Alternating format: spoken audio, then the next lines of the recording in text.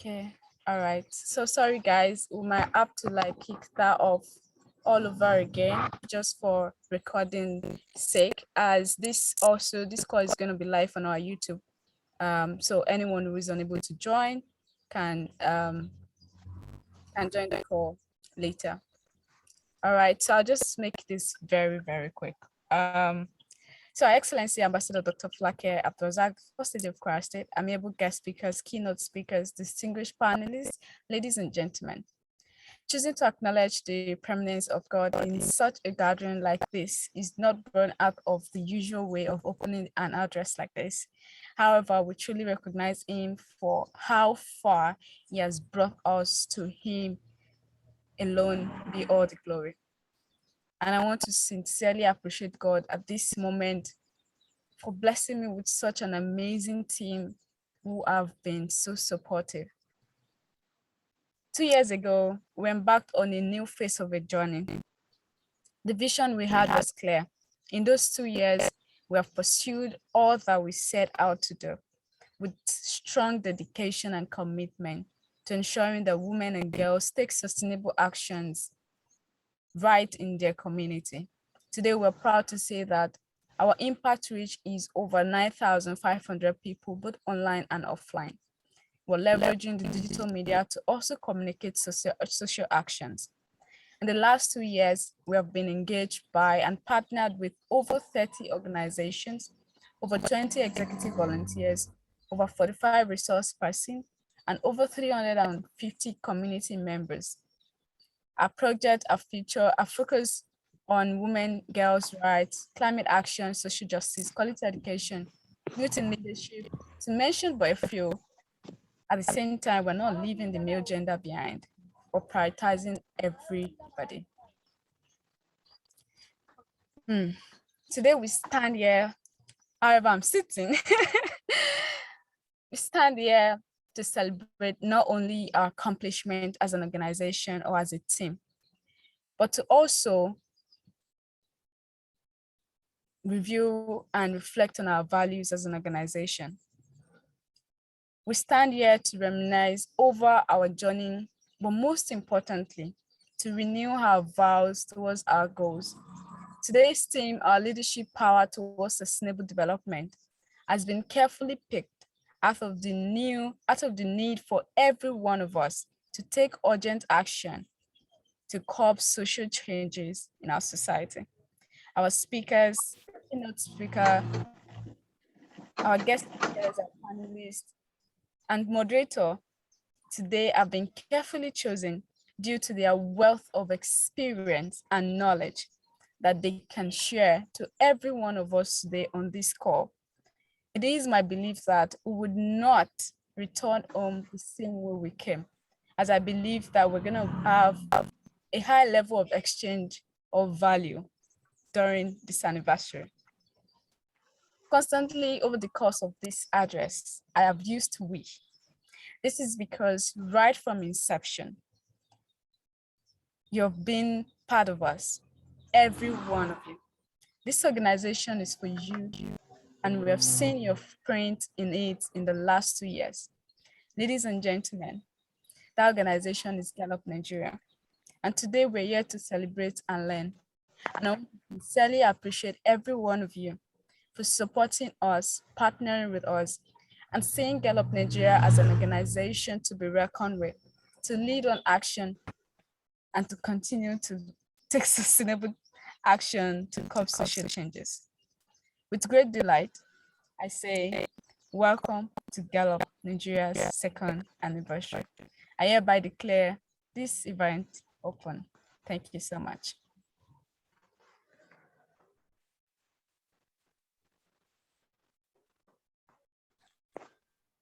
Thank you, Balkis. Thank you so much.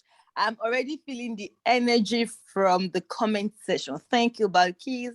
Thank you, Temilola. Thank you, Shalom. I mean, it's quite a lot. It's quite a lot. And I myself am moved by that address. she said we're not just trying to celebrate our achievements and the things that we've done in the last 2 years, but we're just here to remind ourselves of the values and ideals that we stand up for. Thank you, guys. Thank you. So the next thing on the agenda, I mean, it will not be fair for us to just go ahead and just start to celebrate. In just a couple of minutes, I'll have to call on Balkis again to come and give us our journey so far in the last 2 years. I mean, it's just something to just whet our appetite, to just let us know that this is just the tip of the iceberg. And then, there's that TikTok trend that says, you know what?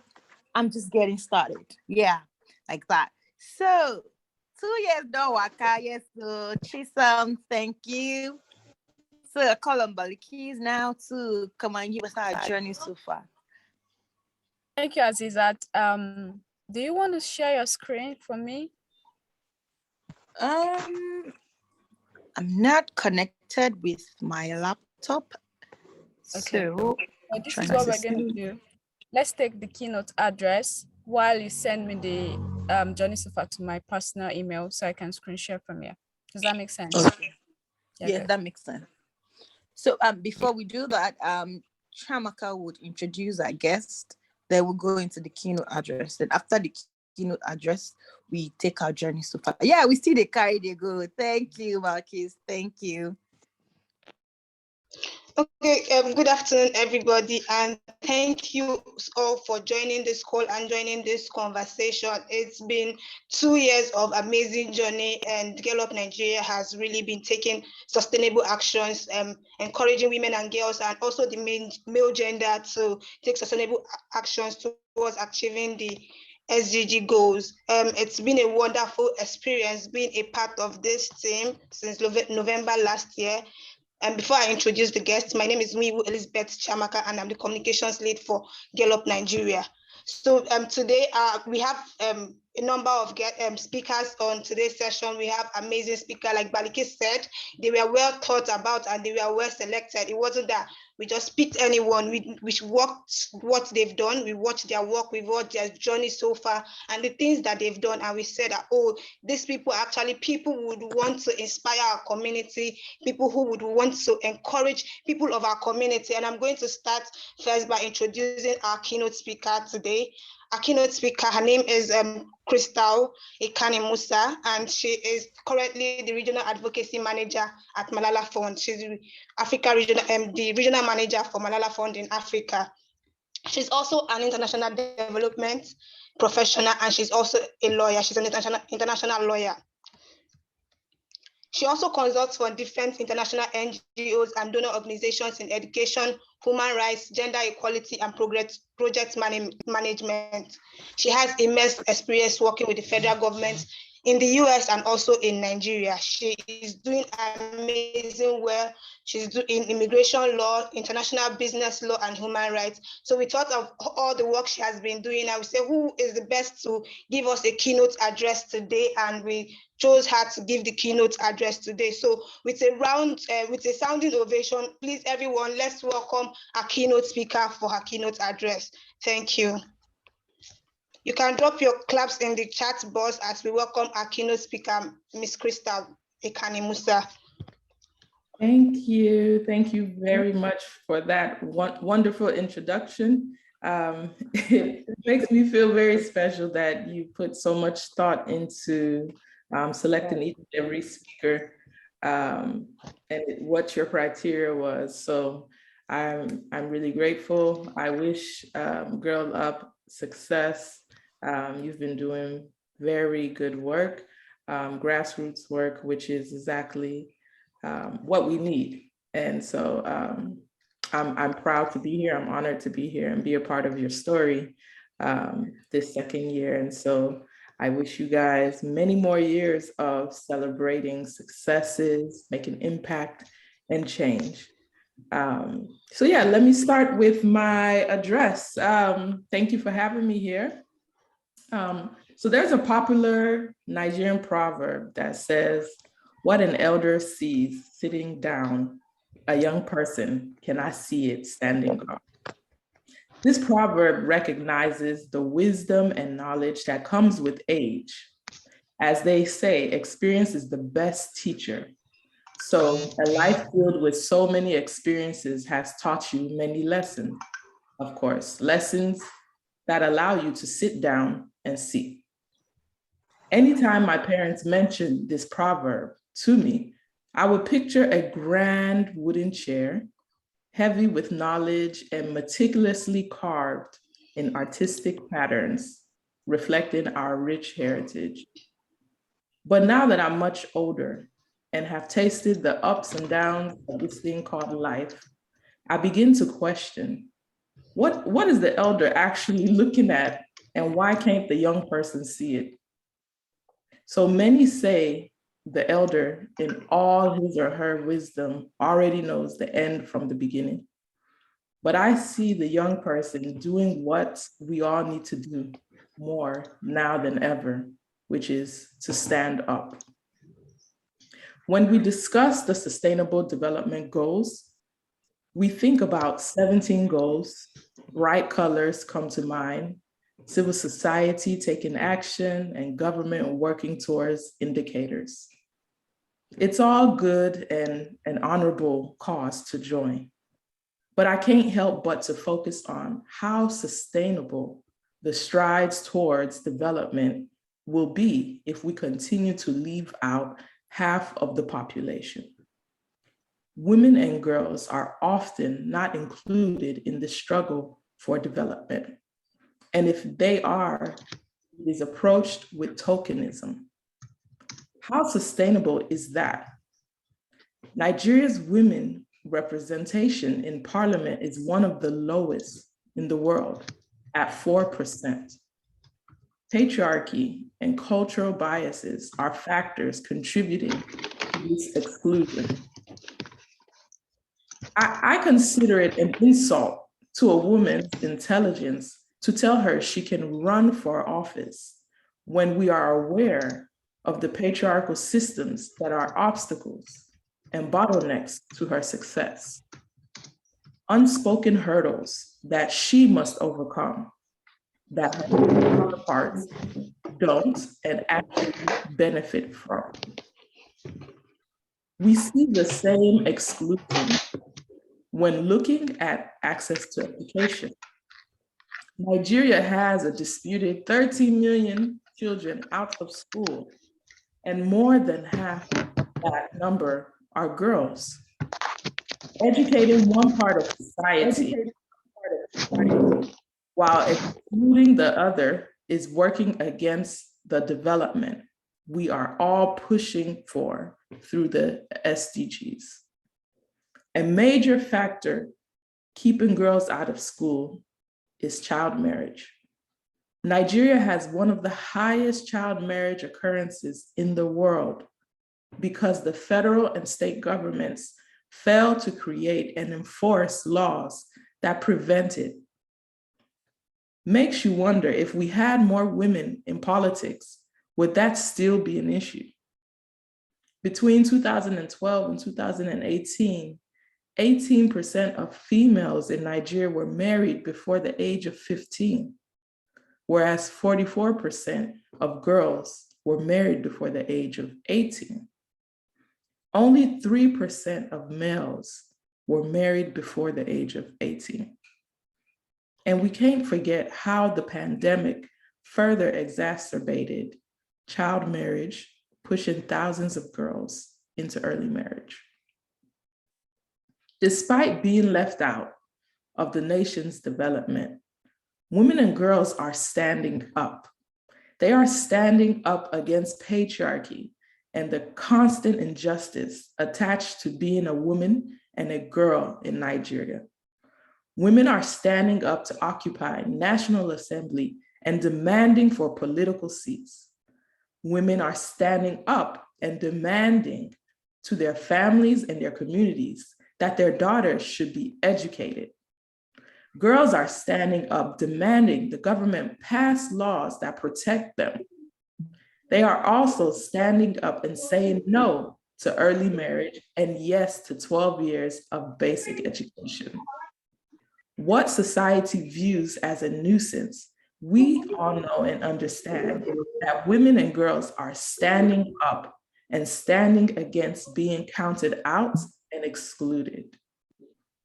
In order to sustain the progress being made by women and girls standing up, we need to create an enabling environment.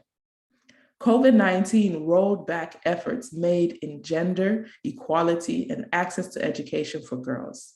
So we need to build back better to keep the momentum going and sustain the previous developments made. The government and civil society need to partner to address issues together to be more effective and have maximum impact. Most importantly, we need to keep the grassroots movement going by empowering women and girls directly. This includes funding their efforts and building their capacity as change agents. Today's needs require today's solutions by women and girls of today. I believe the proverb is acknowledging that the elder sits down looking at things from his or her own point of view, a point of view that has been influenced by social and cultural norms, and that isn't necessarily a bad thing. But we need to be the generation that no longer discredits the young person for standing up to see things differently. They are standing up for a reason as a young and able-bodied generation that's willing to see things differently and see it through. After all, what sustains development are those who stand up and continuously do so. Thank you.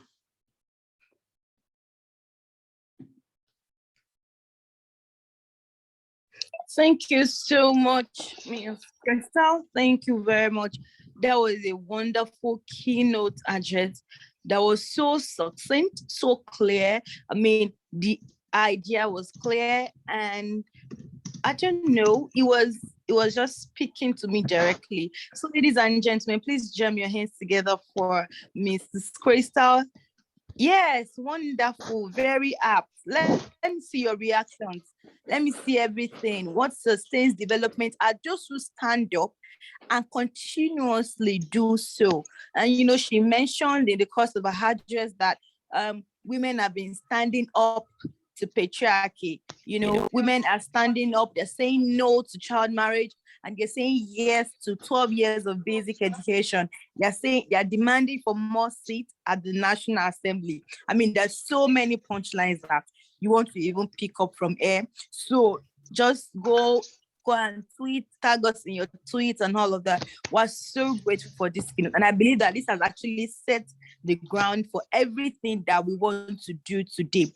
Yes, so thank you so much, because we are standing up at Girl Up Nigeria, and we believe that we standing up today is going to give the generations to come a sense of belonging. That which we are fighting for today is going to let the coming generations know that this was what we fought for. Thank you so much, Mrs. Crystal. Thank you. We're so glad to have you. Yeah, I love this energy. I love this energy. So tag us in your tweets and tag us on Instagram. So, ladies and gentlemen, I want to call on Madam President to please give us a journey so far. Okay, guys, I hope you can see my screen. Yes, sorry we for can. the noise. Okay, so thank you so much, Ms. Crystal, for that warm keynote. And I mean, it was spot on. Thank you. So this is our journey so far, and it's just a brief of activities from the day Girl Up Nigeria was founded, which is on the 14th of July 2020 to 16th of July 2022. The first time I presented this was during the handing over ceremony. No, the first time was our first anniversary. Then we did another one during our handing over ceremony last year, December, with the executive volunteers. And you guys are going to see the transition, especially those that attended most of our activities. So yeah. Let's ride together. So, I mean, this is like the introduction. I'm sure Azizat must have taken you guys through this. In the middle of the uncertainty of the COVID-19 pandemic, I started, so my name is Balkis, yeah. So I started Gallup Nigeria in alignment with Gallup campaign, a campaign by the United Nations Foundation. And this was actually started during after the Gallup Nigeria, after the Gallup campaign's leadership summit. It was virtual. It was in 2022. It was in 2020. I was looking for what to do more, online, and I joined the conference, and it was like, oh my God, I could start this in Nigeria, and that was it for me. And our major aim has been to create a sustainable impact in Nigeria by uniting girls and women to take sustainable action, starting from their community. We launched officially on the 14th of August 2020, and we had amazing guys who have been a part of our community since inception. We had Musunda Chikwanda from Gallup Africa. She's the regional director for Gallup in Africa. And then we had keynote speakers. We had guest speakers. We had Camille from MIPAD. We had Kewe from Connected Development. She's no longer there. And Kewe is also my mentor. And then we had Abiodun Eset. I'm super excited that again today we're going to be having Abiodun Eset on the call. So I just, not to bore us too much and not to take so much of our time, I'll just like explain a little bit instead of like reading in detail. So these are the amazing first set of Gallup Nigeria executive volunteers from 2020 to 2021. We had Oluwadam Lalakite, who was the vice president, and these beautiful guys who, rocked with me like the whole 1 year. Oh my God, it was magical. And fortunately, during this period, we lost the executive advisor, Adepoju Oluwatoyin, and I'm using this moment to remember her and all of the great things that she brought into Gallup Nigeria when she was alive with us. So yes, just a minute silence for Adepoju Oluwatoyin.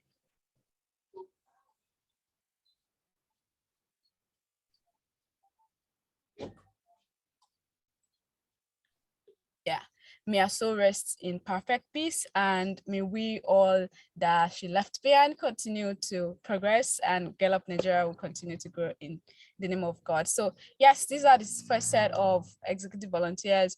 We had 16 days of activism. We leverage, as I said, on digital platform. And if we cannot afford so much funding to do physical outreaches, why can't we just concentrate on our online communities whenever we can? And this was how we celebrated 16 days of activism in 2020. Then we had a series of activities from eradicating rape culture in Nigeria, what we can all do and what our contribution would be. We did this, on Instagram live session. We had human rights and advocacy on gender issues, challenges and opportunities. So at every point in time, whenever we want to have conversation, we always make sure that we engage with people who are experts, who are experienced, and who understand this topic, so that we don't just bring people who don't know what they're saying on board now. We always make sure, and that is what you should expect from all of our guest speakers today. I mean, you can see that with our keynote speaker. So we had Aisha Shuaibu during this session, moderated by Truth.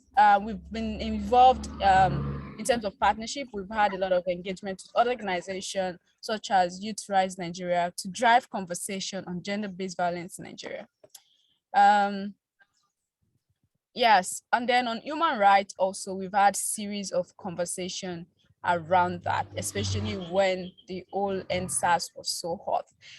Universal health coverage, we had another engagement with Vision Spring Initiative to sort of see how we can ensure that, I mean, this pandemic came and everyone was shocked. So how do we ensure that we bounce back better, and how do we prepare for the uncertainties that might come after? We launched She Leads Climate Action, and I'm happy to let you all know that She Leads Climate Action is now a standalone initiative looking after we have reviewed the momentum and the strong capacity that it owed. In 2021 January, we launched She Leads Climate Action, and the major aim for She Leads Climate Action was to ensure that we help girls and women understand climate crisis, how it is affecting them, and how they can be at the heart of the solution, at the heart of the action. That is like our major focus for She Leads Climate Action. So you guys can like check out She Leads Climate Action across all social media platforms. In the next few weeks, we're going to be kicking off real good. And another topic we had, climate change is really big deal for us. And we've had series of that engagement with Adenike Oladosu. We've had series of school sensitization on climate change. Also, we had this in Oyo State. During World Cancer Day, we also shared we use our platform really to share how people can prevent this and how we can support cancer patients. During this period, we engaged with Mr. Larry Bello, who is Executive Director for Lear Foundation. International Day of Zero Tolerance to Female Genital Mutilation in 2021. Yes, 2021, yeah. We had Barrister Tony Saraki as our guest speaker with architect Lola Ibrahim, founder of Way Foundation, who spoke to our community and other participants on how we can really drive zero tolerance towards female genital mutilation in Nigeria. International Day of Zero Tolerance to female genital mutilation. Again, we were on our Rise TV and a project management officer then, Kendi Kayode, represented us. Women and girls in STEM. So our community, we have like a diverse group of people with different background, different space, different knowledge and capacity. And we could not, just not celebrate these girls, these women who are striving big in STEM. Citizen series, we had the series of this. This particular session was on our Telegram and WhatsApp platform, where we had Barrister Thoyin Odusate. Yetunde was Barrister Yetunde Odusate. Yetunde was our legal advisor then, and she took the community on how we can recognize our right and how we can fight for them. This was born out of the NSAS protest. School sensitization again on climate action in Abuja. Another climate action conversation about what's all the buzz about climate action. International mentorship program, International Women's Day mentorship program. So what we do at every year during International Women's Day is we bring together young girls and young women who are already experienced in their field or in their space and connect them with these young girls to mentor. In 2021, we started this and we've gone really big. 2021, we engaged professionals, Rafiat Atunda, Busola Fadipe, Rita Ejira, Olua Tuni Fadipe, and Fanny Bear and Miriam Eluma, who engaged our mentees. It was about 10 of them. And this year we actually grew to 12 of them. And during this session, we had the Minister for Environment for State, Barrister Sharon Ikazo, who came to talk to us on women in leadership during this mentorship program.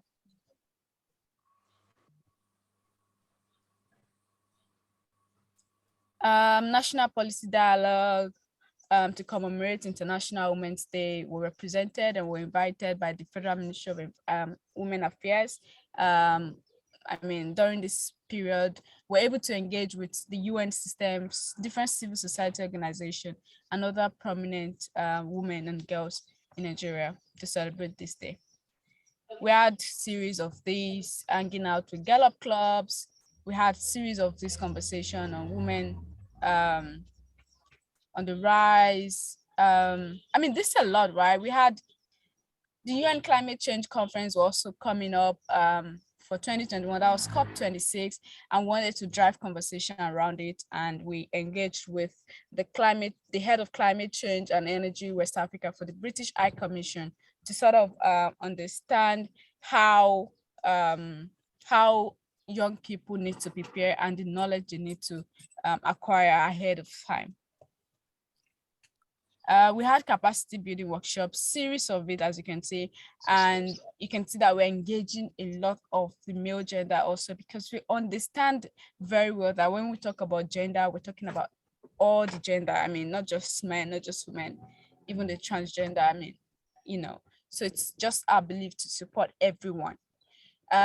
Capacity building workshops for our volunteers, because personally, I believe we're not paying our volunteers, but what we believe in is we can also grow in terms of improving them in capacity, knowledge, and ideas for them to grow even further after their volunteering with Gallup Nigeria.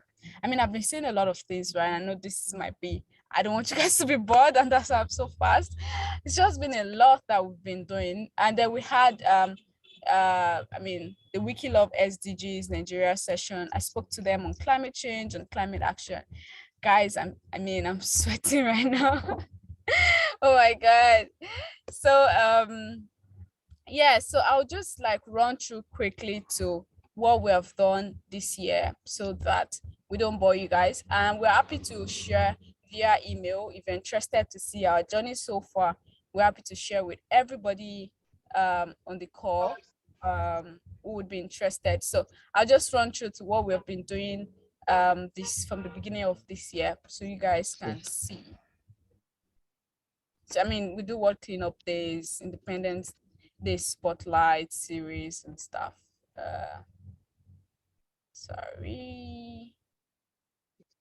So yeah, so last year again, I was selected by Gallup as a girl hero awardee, and it's like a very big deal for us at Gallup Nigeria because seeing our work and it's been recognized. Yeah,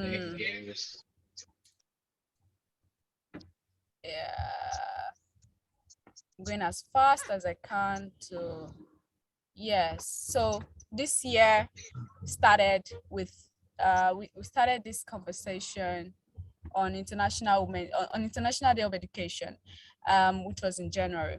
We believe so much at Gallup Nigeria that when we educate a girl, we have educated and empowered a community.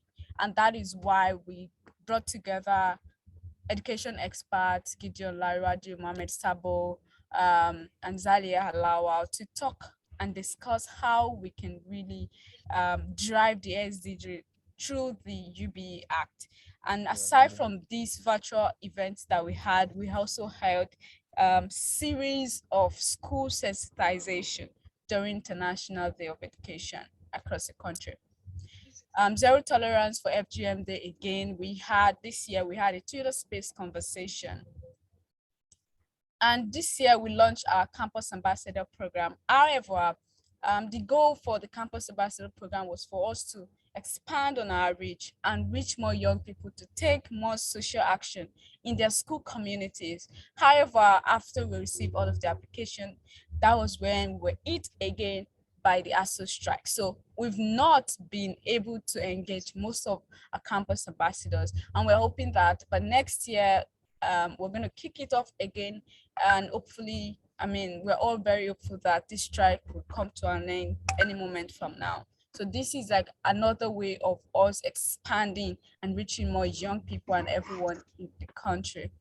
On International Women's Day again this year, we had our mentorship program, and it was brother. This time we had a male as one of our mentors, and then we had 6 mentors instead of 5. Then we had 12 mentees instead of 10 of them, because the demand was getting more and more. And we did this with Base Planet Foundation. So Base Planet Foundation is a sister organization to Gallup Nigeria, and you know, we ensure that we just walk through. During this International Women's Day program, we had special sessions with the Global Citizen Country Director in Nigeria, Memuna Maibi, and USAID Director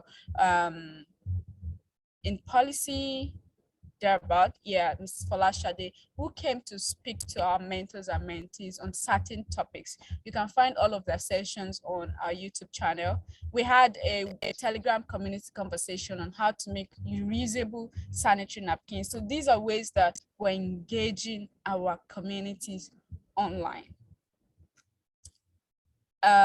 Taking climate action. I was at this event with UPAD, where we looked into the gender climate crisis, examine, interlinkage with girls and women's rights and security. And I was, sitting side to side with Awal Mustafa. She has over 2 decades in social justice and advocacy. So I'm really running so fast. On World Health Day, we had Odunla Olabitan, who spoke to us about women's health in the face of climate issues.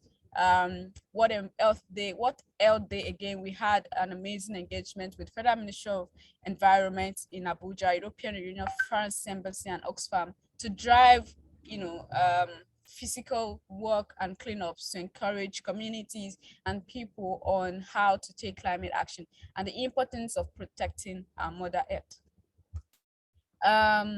Let's talk. This was a session that we put together also for our Telegram community members, our community members generally, on my most sustainable contribution to humanity. We're reflecting on how we can all take little action, how our little action really, really counts no matter what.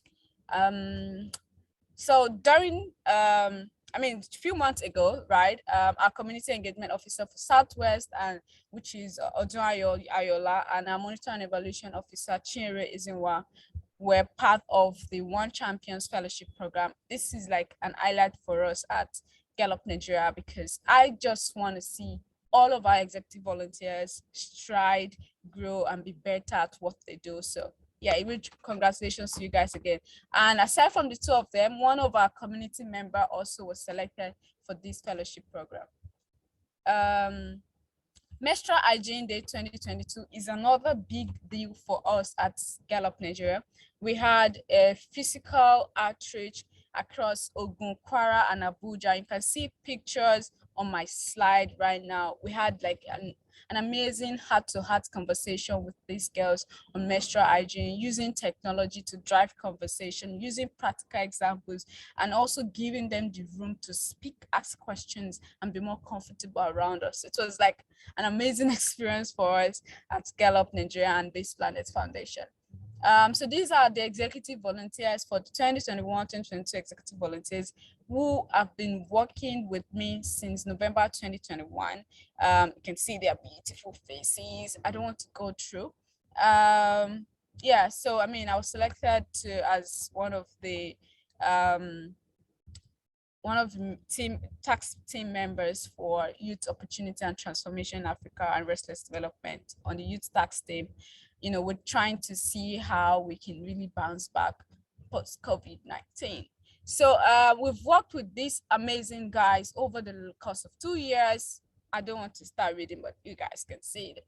Thank you so much. Our thematic areas and focus on women in leadership and development, reproductive health, gender-based violence, climate action, quality education, gender equality, mental health, gender gap in sports, gender gap in STEM, youth and children development.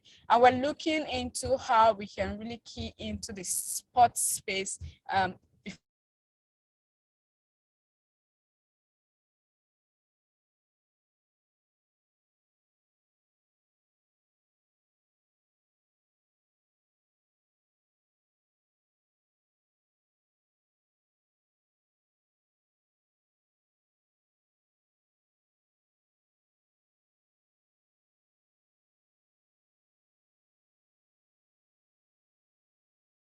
So I think her network has switched off. I think Baliki's network has switched off. So I'm going to carry on from where she stopped. It's been an amazing year of doing different projects, and we've been doing amazingly. So the next thing, how we carry out our projects. I don't know if you guys can hear me. Please let me know if you can hear me before I continue. Yes, we can hear you. Okay, how we carry out our work, we do advocacy, we do policy analysis and development, and we also take community action and engagement. So thank you all for coming with us on this journey. It's been amazing, and we don't want to waste much time on this call. So I'm going to head over and introduce the next speaker. And before I introduce the next speaker, there's something from our keynote speaker's address that I really want to restate again. One thing she said I took from her speech was, today's problems require today's solution by women and girls. And this is what we are doing at Girl Up Nigeria, to encourage women and girls to take actions to be able to build a sustainable community that we all look forward to. So the next speaker on our schedule for today is Mr. Rotimi Olawale. Mr. Rotimi Olawale is the Executive Director for Youth of Africa. And like Azizat said earlier on, Youth of Africa has been our partner since we started, and they've been doing amazing work. And today, Mr. Rotimi is represented by Gift Abduda, and she's currently the Senior Programs Officer at Youth of Africa. I'll just read her bio and then we'll welcome her. She's a young professional in the non-development sector with over 7 years dedicated history of success in delivering results by working with organizations at the community, local, state, and national levels in youth, women, and children programs. She has achieved this through a combination of youth policy designs, community mobilization, sensitization strategies, as well as institutional monitoring and evaluation. With a degree in economics from Benue State University, Gift is also a certified monitoring, evaluation, and learning expert with a passion of designing and delivering results-based programming. She also has a strong track record of strengthening the role civil societies play in policy development and program delivery in Nigeria. She continues to contribute her quota through voluntary, as she believes in giving back to the society. Please, can you all welcome Ms. Gift as she gives the guest speaker speech for Mr. Rotimi? Thank you.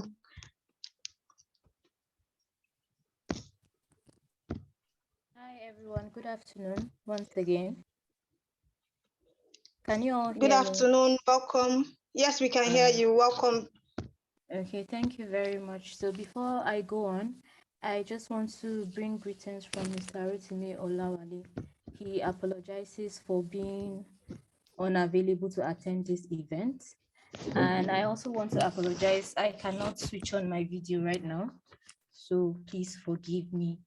Mr. Rotimi was tasked with the role to speak on the role of young people in leadership as a catalyst to sustainable development. So I'll just go right to it. Young people are fondly referred to as leaders of tomorrow, the future hope of the nation, and sometimes the engine room of any society. Those are things that I really do not believe in, because I know that young people are the leaders of today. We are not the future hope of the nation, we are the hope of the nation for today.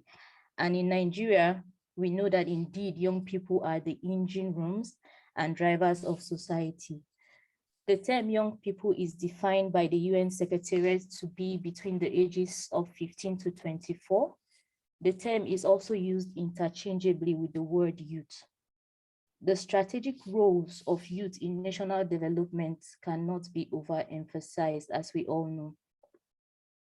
As the world continues to grow older, Africa is getting younger, with about 70% of sub-Saharan Africa under the age of 30.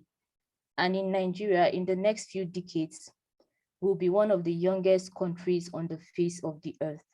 This is backed up with the statistics that about 16.8% as at today of the population of Nigeria is between the age of 15 to 35. And then an amazing 43.69% of the population are within the ages of 0 to 14. It is therefore imperative that young people are at the center stage of almost everything concerning Africa's development. Nations worldwide rely on their youthful populations to effect positive change, especially in the areas of security, education, and economy through industrialization, amongst others. But young people are still at the lower rung of the society ladder, as poverty, inadequate access to education, poor health facilities, and a lack of equal opportunities have made it difficult for them to move up in the social strata of society. For a productive, decent social, economic, and political transformation, the youth must be consciously involved, pushing for purposeful leadership, giving advice, supporting necessary policies related to the nation's growth, and being self-active. However, how can they do this without proper monitoring and nurturing, without suitable education and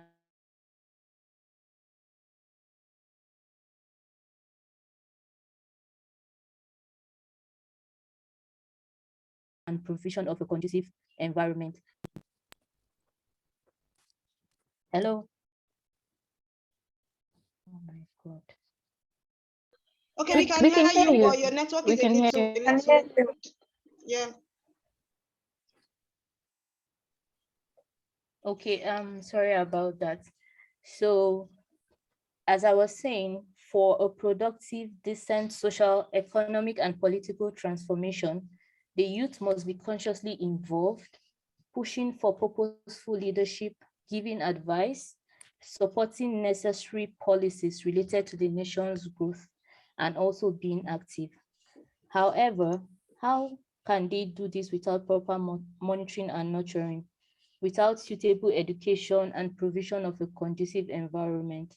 I think these are the issues that we must start discussing together if we genuinely love the future of our country, Nigeria, and Africa as a whole.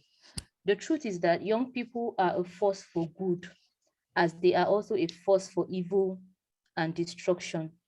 The only thing that makes them strike the right path is the structure that society has put in place to take advantage of their vibrance, creativity, youthfulness, and energy. It is therefore left to the leaders of today to decide what they want to make of their populace, which the youth forms a greater part of. As the development of every nation lies within the ambit of successful transgenerational change of the baton, should we not instead invest in the future through our major strength being young people? Finally, sustainable development is being able to maintain development over time.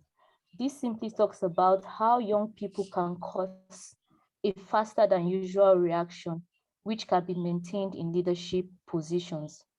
Young people are such a driving force in Africa that we cannot begin to explain. The question then is, how can this be used to our advantage in Nigeria, in Africa, and the world in general? I think that these are the questions that we should begin to ask ourselves from now. At Youth Hub Africa, we believe that young people are catalysts for sustainable development and that they can do this only by taking center stage in Africa's sustainable development. At Youth Hub Africa, we work with young people by providing platforms for them to showcase their potentials and also push and contribute in governance and towards decisions and policies that affect them. Once again, on behalf of Youth Hub Africa, I would like to congratulate Girl of Nigeria on this wonderful feat. It's been their second year anniversary celebration. We are very excited to be part of this occasion and we want to thank you for inviting us to be part of this. Thank you very much. Thank you so much, Gift. It's been amazing. Like I said earlier on, it's been amazing to partner with Youth Hub Africa, and it's been amazing to have you join us at this conversation today. Thank you so much for that remarks. Now we are going to welcome, there's this person, I met her recently, and so far the work she has been doing has been amazing. I'm going to introduce the next person on our schedule for today. Her name is Karimot Odebode. And before I welcome her to welcome her to take the stage. I don't know how many people who have listened to her do poetry before. If you've listened to her do poetry, you would understand that why I am excited to have her on this conversation today. So I'll just read a brief bio of her and we'll all welcome her to give us her piece for today. So Karimot Adebode is a performance poet, a writer, and an activist from Ibadan. She's the founder and the project lead of the Black Girls Dream Initiative, a youth-led organization that work to end female genital mutilation, promotes education and leadership through arts, advocacy, and technology. Karimot Odebode is a two-time youth champion for One Campaign, where she advocated for a world free of poverty and inequality. Karimot is passionate about bridging the gender gap and mentoring the next generation of impact leaders through the work she and her team do at BGDI. Her interest is in education, gender equality, and leadership. So with a standing ovation, please welcome Karimot Odebode for her performance. Hello, thank you so much. Thank you. Hello, hi everyone. Good afternoon. Can you hear me? We can hear you. Yes, we can hear you.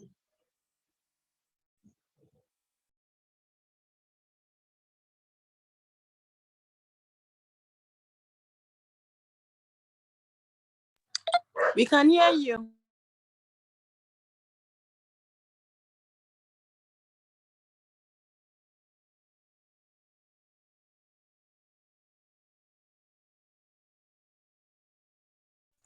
Oh yes, sorry. I was trying to do a bit of setup. Yes, congratulations on Girl Hub on your second anniversary. And it's actually nice to be able to follow up the work that you do and also to be here today to perform a poem. So yes, I decided to do this because it's Girl Hub Africa and the major work surrounds girls and women. So I'll be doing this piece and it's tied to the Niger Girls Dream. So I really hope that the young girls and the women on this call today will be able to feel inspired by this poem and decide to do more than they are doing currently. It's tied to the Niger Girls Dream. I can do more. I can do more. I can sing in the prayer and lead and rob the moment they are sworn into offices. I can do more than dancing to the empty promises of people who have made our heart ache from waiting to see the Nigeria of our dream. I can do more. I can do more than building the table and bringing the chairs for others to sit. I can sit at the table. When you see me, what do you see? Do you see the caricature of a society that does not know the value of this potential? This potential that belongs to two divides of the society, young and female. Two divides that are ready to hold the wheel and steer this country to light. To be young and female is a gift. I am not a promise waiting to be fulfilled. I am a vision ready to shine. I still have a dream to live in a society where gender is no barrier and age will not deter you from serving your fatherland. I still have a dream where a young female president will occupy Aso Rock, where the seats at the parliament are filled with women and young people who are ready to drive this nation to light. I still have a dream where women and young people do not sell their vote for Ashwabi and some bundles of currencies. To be young and female in this country will not stop you from serving your fatherland. To be young and female is to deserve a seat, to serve at all level. I can do more. I hope that you will be able to do more and then see that it starts from you and there is nothing you cannot achieve with your power as a girl or as a woman. Yeah, and I decided to do this second poem. It's titled The Heart is Our Home, because I see that Girl Hub Africa do a lot of work around climate change and climate education. And it's so amazing to see that they are taking their time to educate people about the climate. So it's titled The Heart is Our Home. And we need to reiterate this education in our community and about climate education. I mean, we've seen what just happened in Lagos State and how the flood is a big issue. And we see that it's causing a lot of havoc in the society. The heart is our home. Mother Heart opened herself to us, allowed us to walk freely, immersed our feet in the sand and laugh at the sea roar. Mother Heart opened herself for us, made us a home out of her. But what did we do? We turned our waste into a clean body, burning and breaking trees that are yet to protect. What we have forgotten is that the earth is our home, that it allowed us to be. What have we decided not to allow the earth be? Since we grew up green, have lost their color because of our actions and our inactions. Be sustainable, create actionable plans, and embrace a cleaner environment. Embrace the rule of reduce, reuse, and recycle. Let the ocean breathe. Put your waste where they truly belong, not on the street. Let the wind marry. Let it come with no impurity. There is no true justice when the earth that allows us to be is threatened by us. When we do not fight for the heart that embrace us, we lose the home that embrace us. Reduce, reuse, and recycle. The heart is our home. Thank you very much.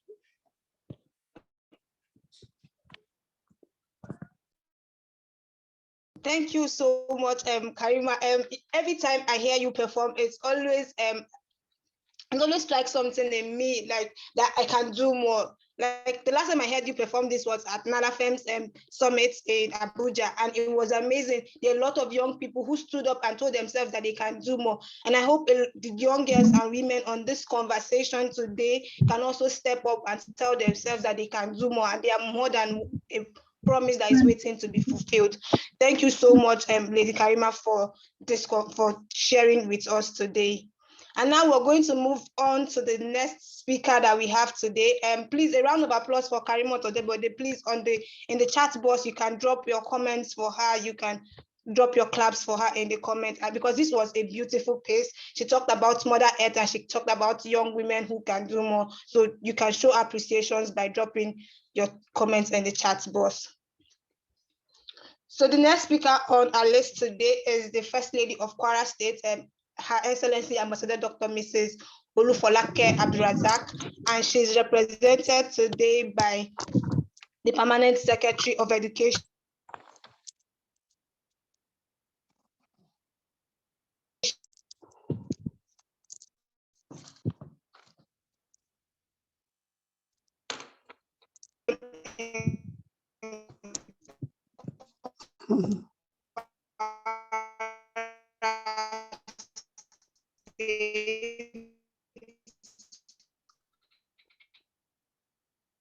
Mrs. Kemi May conversation. So I'm going to invite Mrs. Kemi. Please, if your hands are not busy, please cover.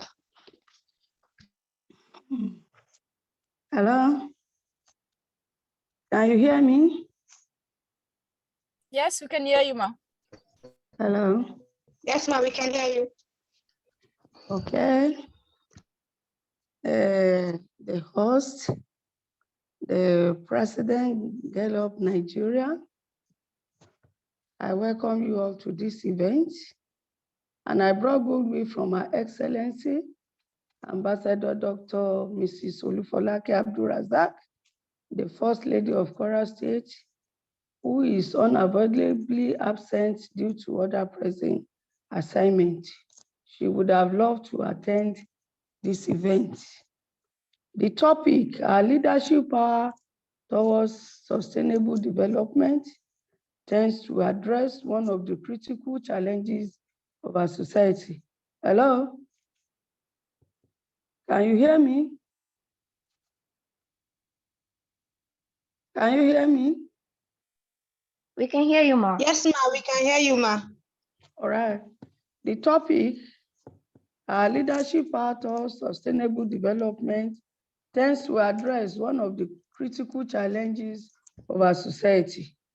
It is important to continuously speak out on the roles of women in leadership positions to enhance overall national development.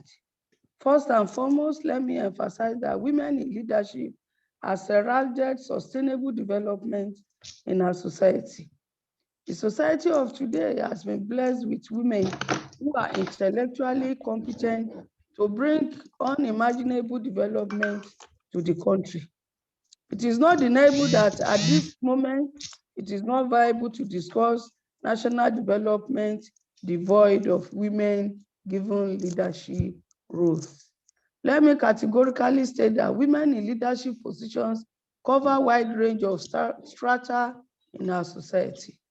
The involvement of women in leadership has yielded educational improvement, sound healthcare delivery, political participation and development, economic liberation, and social confidence. The indices of performance in the positions where women have shown exemplary leadership are too enormous. It is imperative to remind you that the Kwara State government is the first to have appointed about 50% of women and vibrant young ladies into political positions and administrative heads of ministry and extra ministerial departments. The decision was born out of the personal experience of Her Excellency and His Excellency in the private sector that women in leadership are productive and impeccable. I wish to inform you that today, the caliber of people so appointed have exceedingly contributed to huge achievements in the state. The unprecedented opportunity given to women for leadership positions in the state motivated more women to participate in the elective post in the recent primary elections. Presently, more intelligent young ladies and vibrant women are nominated to contest for leadership positions in the state. This is another vital opportunity for adequate participation of women in leadership to create a pathway for development. I'm equally convinced that women in leadership will provide ways for rapid development. Women are naturally endowed to be straightforward, unbiased, and not distracted to make decisions that can engender development. Women are very sensitive to the welfare and well-being of the people. More often than not, they are very proactive to repugnant conditions in the society with a view to amending those abnormalities. Hence, they make swift and reliable decisions to change the situation for better. Without mentioning some names of organizations, it is quite obvious that in our national history, women have changed kinds of situations in leadership. The women in economic leadership have also strived to favorably compete with men who have dominated the system. They are blessed with management skills to sustain and improve the economic activities of our nation. This is a part of economic freedom to navigate in the leadership position and subsequently make them to be outstanding in their leadership responsibility. Finally, it is most revered to emphasize that women's leadership role is significant to pave a vast pathway to development. Without mixing words, roles of women in leadership to navigate development cannot be underrated. It is very germane to ensure that women in leadership have contributed huge sources to the sustainable development in our country. I want to appreciate you all for your rapt attention and also to implore you to consider the efficacy of women in decision-making to guarantee even and fast development in our nation. Thank you, and God bless you all. Thank you so much, Mrs. Mary Kemi Adeosun, for standing in for the First Lady of Kwara. And it's amazing that Kwara State is one of the states in Nigeria that is giving room for more women in leadership to participate in politics. Thank you so much, Ma, for gracing us with your presence here today. And guys, it's been amazing since over an hour we've been on this conversation, and we're hearing a lot of people talk to us. Now we are going to listen to a set of young girls who Girl Up Nigeria have impacted with the work they do. They are the girls from our mentorship program for last year and this year, and they've been doing amazing work after the fellowship program. And I forgot to mention earlier on, Karimot Odebode was one of our mentors for this year. She mentored 2 young ladies this year, and they are also doing amazing work. So I would call on Deborah Shabaki to give us her journey so far after the mentorship program. Deborah, over to you. Good afternoon, everyone. I want to speak on how Girl Up, the mentorship program, has helped me in my career. The mentorship program has helped to enhance my professional practice in confidence and belief in my capabilities, where I learned to build confidence and good relationship with the customers, because I started a new business this year because of the strike, staying at home. So after the mentorship program, I got to understand that there's a difference between online business and a real physical business where you get to engage with your customers one-on-one. So through that, I developed confidence through the mentorship program. And then I read modules on women who have strived to break the bias.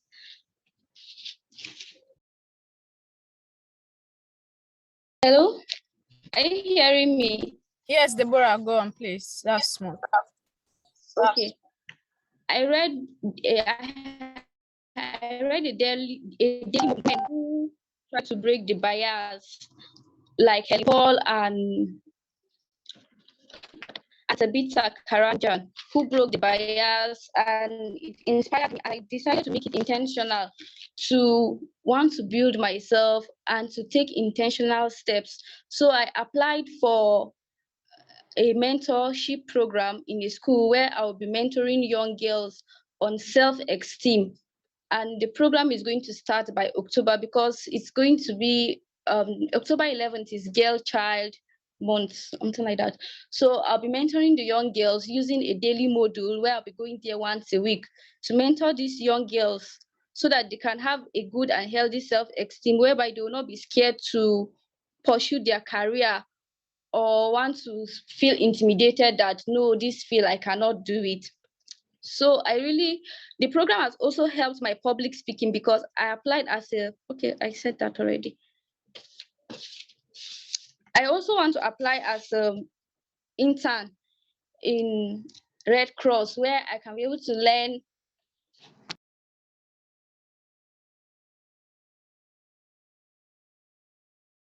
as an intern in Red Cross, where I can be able to learn some things and be able to use whatever I learned there to be able to give back to the society.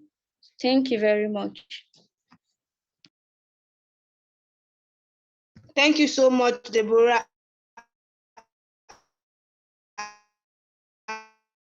And we are at Girl Up Nigeria so far in this mentorship program. I think the mentorship program was in March for International Women's Day, and so far you've recommended tremendous growth in your career. And we're glad that Girl Up Nigeria is in this, and we look forward to next year's mentorship program and more women and young girls who would gain the same experience just like you've done. So the next mentee I'm going to call on is Sarah Kujonu. So the floor is yours. Over to you.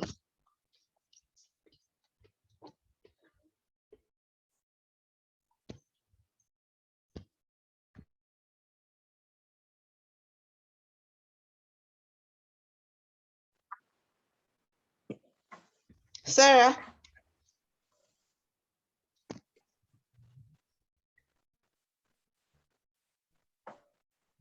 I think her network is for 2 minutes and see. Okay, I think she's here. So Sarah, if you're on this call, you can start.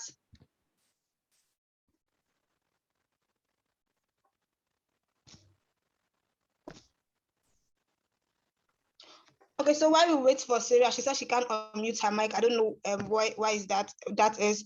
But I would like to introduce the moderator of our panel session. Our moderator is Truth Osmariton Egbe, and Truth was the communication officer for Girl Up Nigeria last year, and she'll be introducing the panelists on the session today, and the session is going to last for about 45 minutes, and we can't wait to have this conversation. We can't wait to have this conversation and hear what our panelists have to say.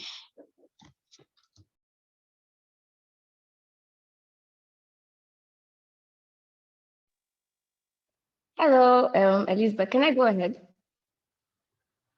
Yes, Truth. Happy to see you. Hi, Valkis. Hello, Girl of Nigeria. I'm so excited. Girl of Nigeria is too. Like already. How did this happen?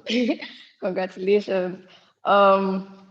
Okay, so my video might not be on throughout the session because like it just rained in my area, and when that happens, my network begins to have a seizure. So permit me to turn off my video at some point. I have very interesting panelists, and I'm really looking forward to this conversation. So I will just go ahead and read the profiles of my panelists. After I read each of the profiles, I would really appreciate if the panelists turns on their audio and just says hello or hi, and then I'll go on to the next one. Is that fine? And can I turn off my video, please?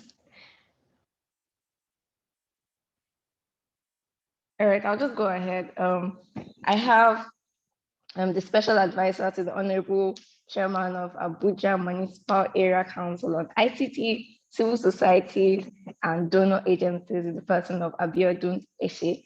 She's a Mandela Washington Fellow, also a Fellow of Coady International Institute, Canada, a public health consultant, a researcher. She's the president and founder of African Young Female Advisors Initiative, an initiative she started with other young female advisors across Africa to build the capacity of young females who are appointed in advisory roles to decision makers across all levels of government in Africa. She's a passionate community leader with 7 years of experience in project management, community development, and leadership. She is involved in identifying development gaps in society and ways of bridging the gap. As a participant of Canvassity Pan-African Youth Democracy Program in 2018, she worked on a 6-month project in her community, Abuja, Nigeria, on public service efficiency by engaging elected representatives to become more accountable, efficient, and to deliver impactful governance to citizens. Abiodun holds a Bachelor of Nursing Science degree, registered nurse, registered midwife, registered public health nursing certificate, and a master's in public health.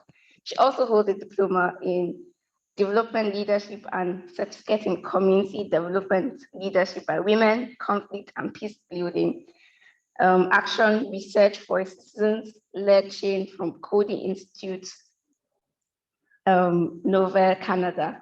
I've been reading this profile and it's just heavy. Please, can we put our hands together for our panelists, Abiodun Eshe. If you're on the call, just unmute. Thank you very much. Hello to everyone. Hello, everyone. Good afternoon. I'm really glad to be here with all of you. Nice to have you on the call, Ma. I'll go over to our next panelist. We have Tunde Onokoya. Tunde Onokoya is a Nigerian chess master, coach, and founder of Chess in Slums Africa.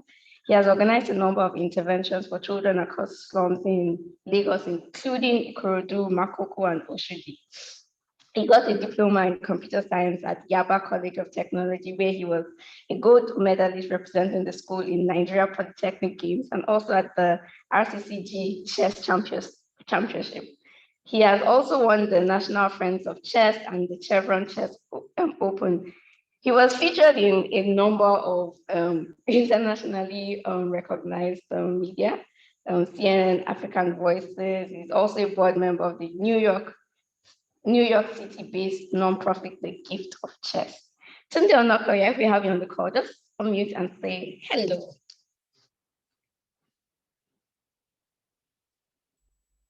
Do we have Tunde Onokoya on the call? Hi, Yes, Tunde. can you guys nice to hear have me? you. Yes, we can hear you. Yes, we can. All right, thank you for being here today. Yeah, I'm glad to be here to join the conversation. Thank you for inviting me. All right. Next, we have. Okay, I'm going to go on to read the profile of our next speaker. Our next speaker is Elvis Okoli. He's a Commonwealth Scholar, double distinction holder from the University of Calabar and Tisdale University, UK, where he bags a Bachelor of Public Health. We have a lot of public health people in our midst today, a Master of Public Health, respectively. He's a public health practitioner with over 8 years of experience in volunteering health, behavioral research, product management, capacity building, gender mainstreaming, sexual and reproductive health, monitoring and evaluation, advocacy, and social mobilization.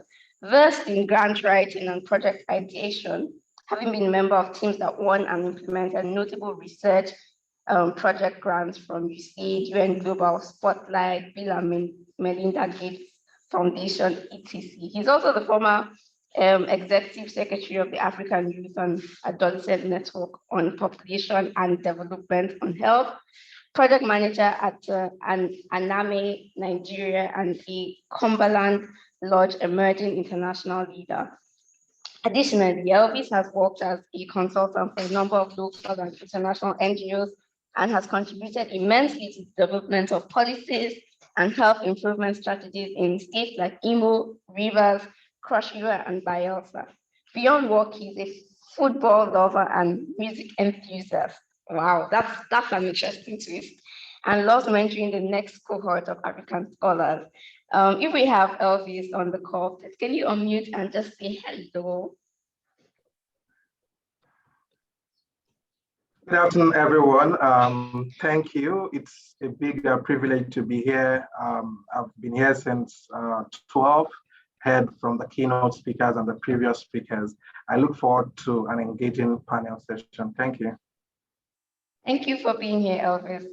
My next panelist, the final, like they used to say, last but not the least, panelist of today's panel session is Elizabeth Talatu. She's the founder and CEO of Sustainable Impact and Development Initiative of Adolescents and Youth, a youth-led and youth-focused nonprofit organization that promotes and advocates for sexual and reproductive health and well-being of Nigerian youth. Talatu launched into the development sector at age 17 after graduating from secondary school in 2013. She applied to participate in the Youth Skills Development Program in Action Health Incorporated, where she got selected among others to work as youth program assistant in the field of sexual reproductive health and rights. In 2015, she represented Nigeria on the Girls Engagement Advisory Board, where she spoke on the importance of gender equality at the United Nations General Assembly in New York.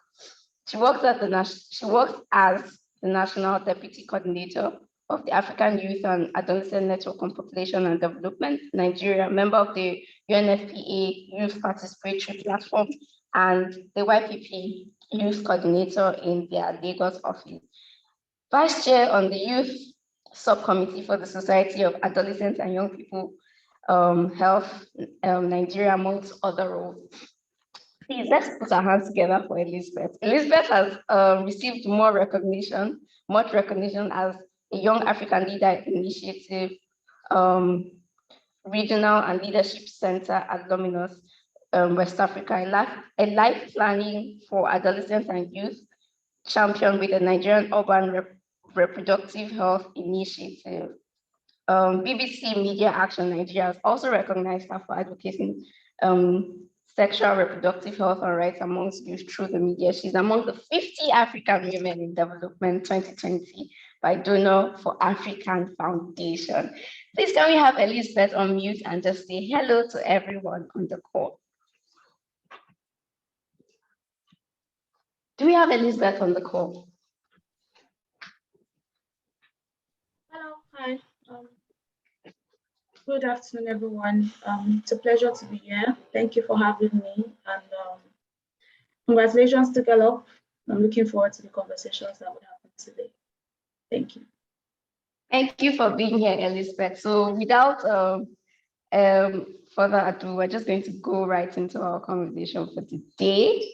As you can see, I have a well balanced panel, and I'm looking forward to learning a lot from this panel session today. The first question I would ask, and this is, I would ask this question to Abiodun Estate. We're talking about our topic for today is Women in Leadership, a panacea for sustainable development. So let's first talk about women in leadership. Please, could you give us an overview of women in leadership in Nigeria? Thank you very much for that question, and also for the previous speakers, as has also laid the foundation about the issue or the theme of the topic. So women in leadership in Nigeria has been, has been low percentage of women in leadership, both in the private and the public sector, despite so many international declarations that Nigeria has signed into to promote the inclusions of women in leadership. Starting from Beijing Platform from Action 1995 that led a strong movement of creating Ministry of Women Affairs, a center dedicated to help focus more agenda on issues about gender and women's inclusion. Nigeria signed into this CEDAW Convention 1986, and Nigeria has been a signatory to African Charter for Democracy and Inclusion, ECOWAS Charter, so many international declarations that has made deliberate provision for the inclusion of women in both private and public sector. But what do we have? We still have low percentage. In National Assembly, we have less than 6% of women occupying the parliament. We have less than 8 senators, and we have less than 15 House of Rep members at the federal level. Coming down also to even the state level, the percentage is not also friendly. So why we keep having international declaration, we have strong women in Nigeria who are leading feminist forum, and we're still not there where we're supposed to be.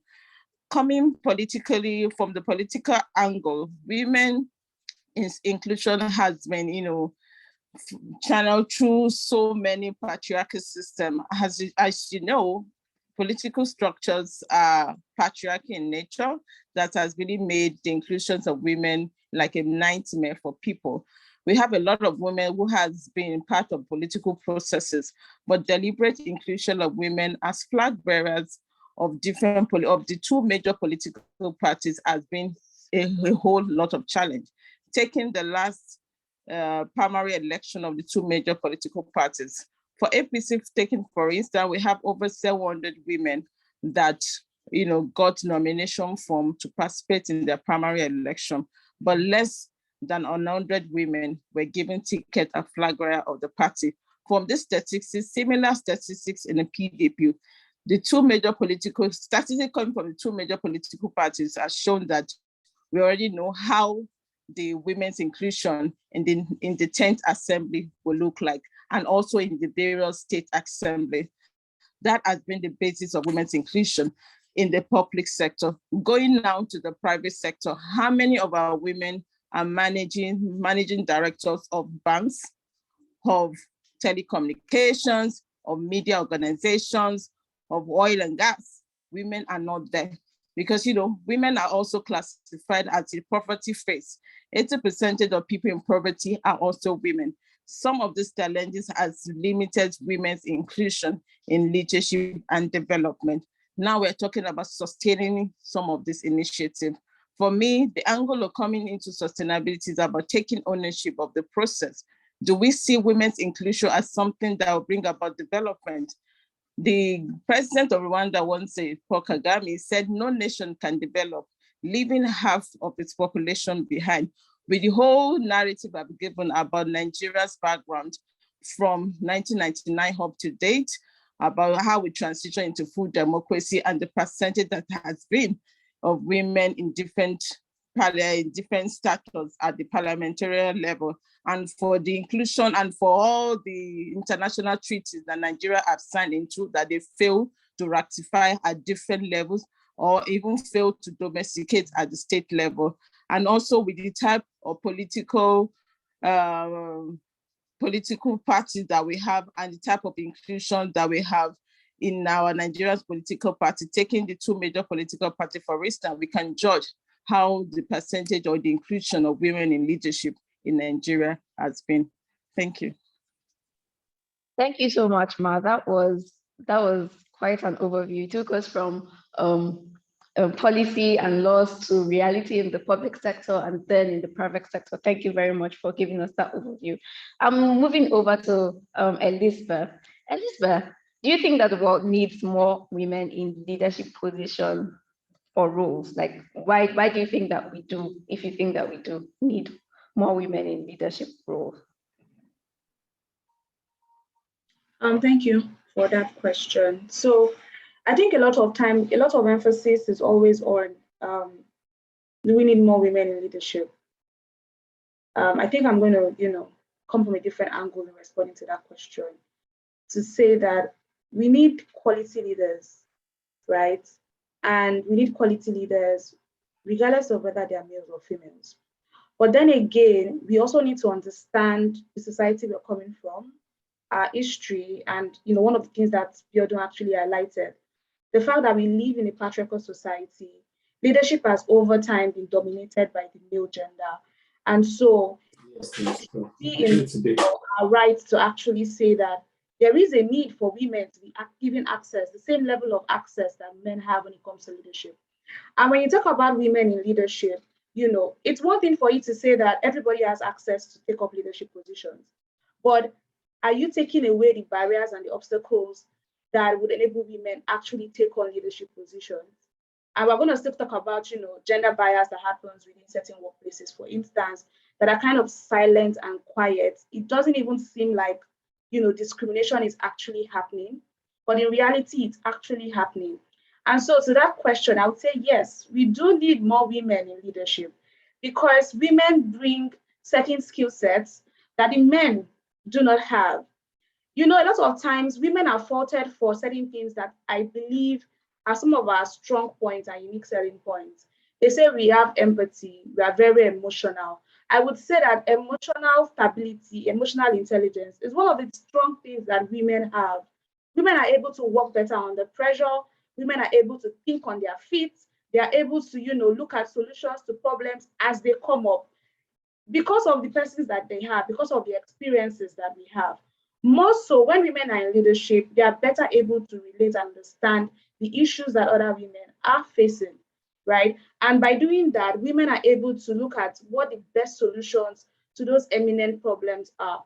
And I believe that we've gotten to a point where women should not just be, at the supporting level. We shouldn't just be part of the supporters club, but we should actually be at the top taking the lead. Nothing stops us from being president. Why must we always be the vice? Nothing stops us from being, the chair of the board.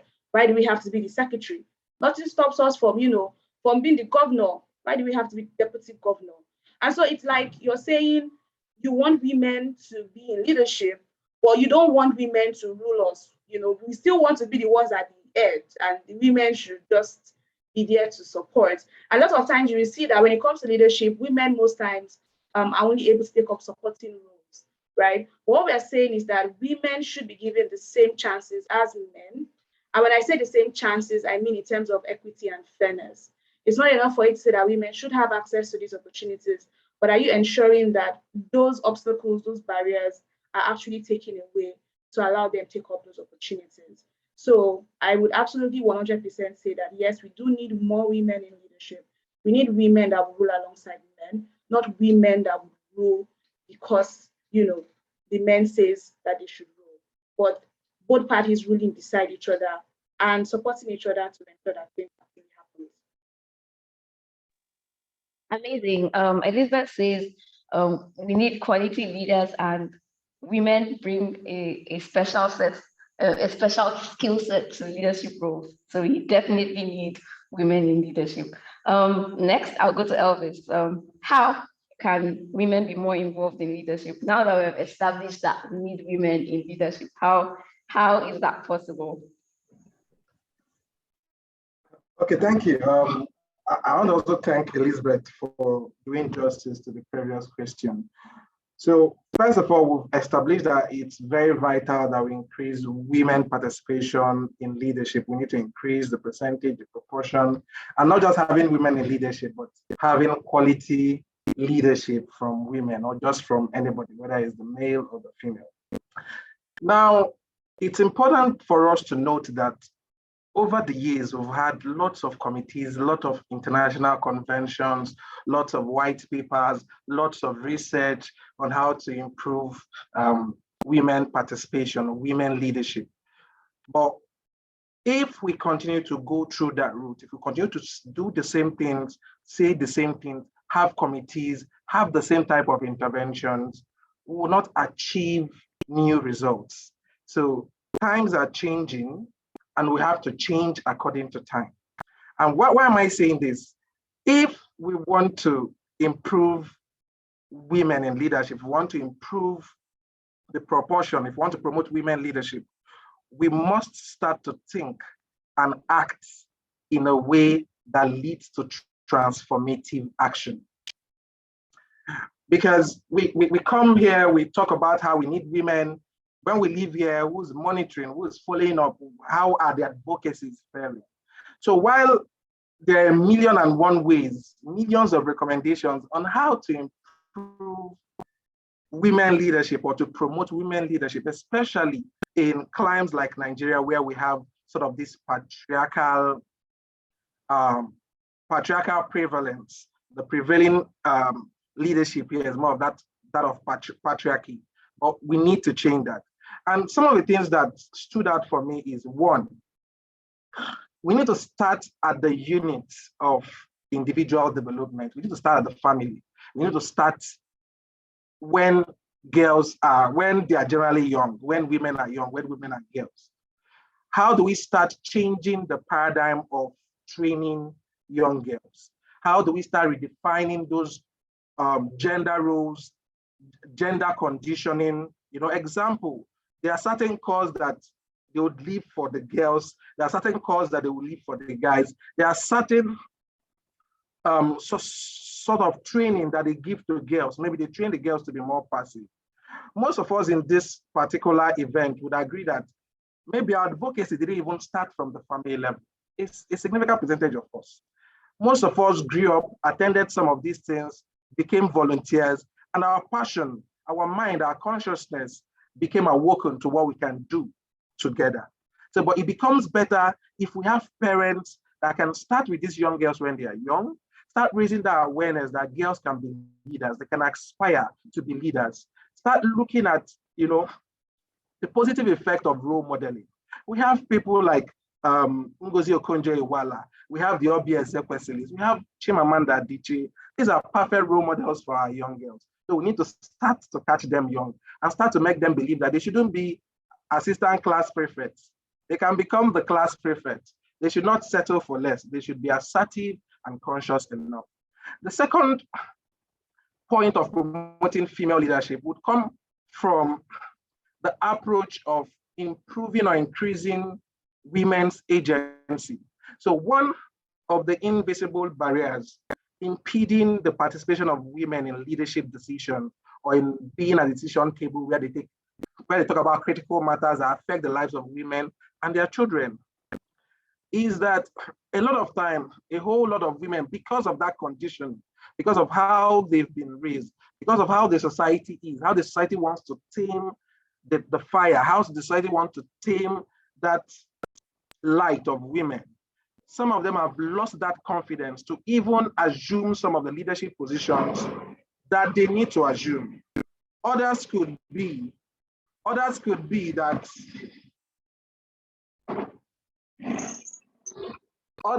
be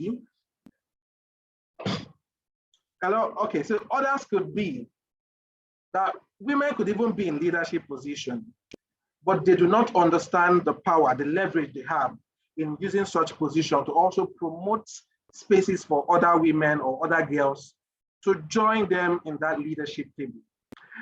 The third thing I want to talk about is how we need to engender policies that would make women thrive, both at the workplace, both in schools, both in socio-religious settings.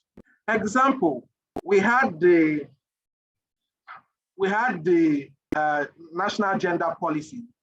And last year, a bill was sponsored by Senator Biodun Olujimi from Ekiti.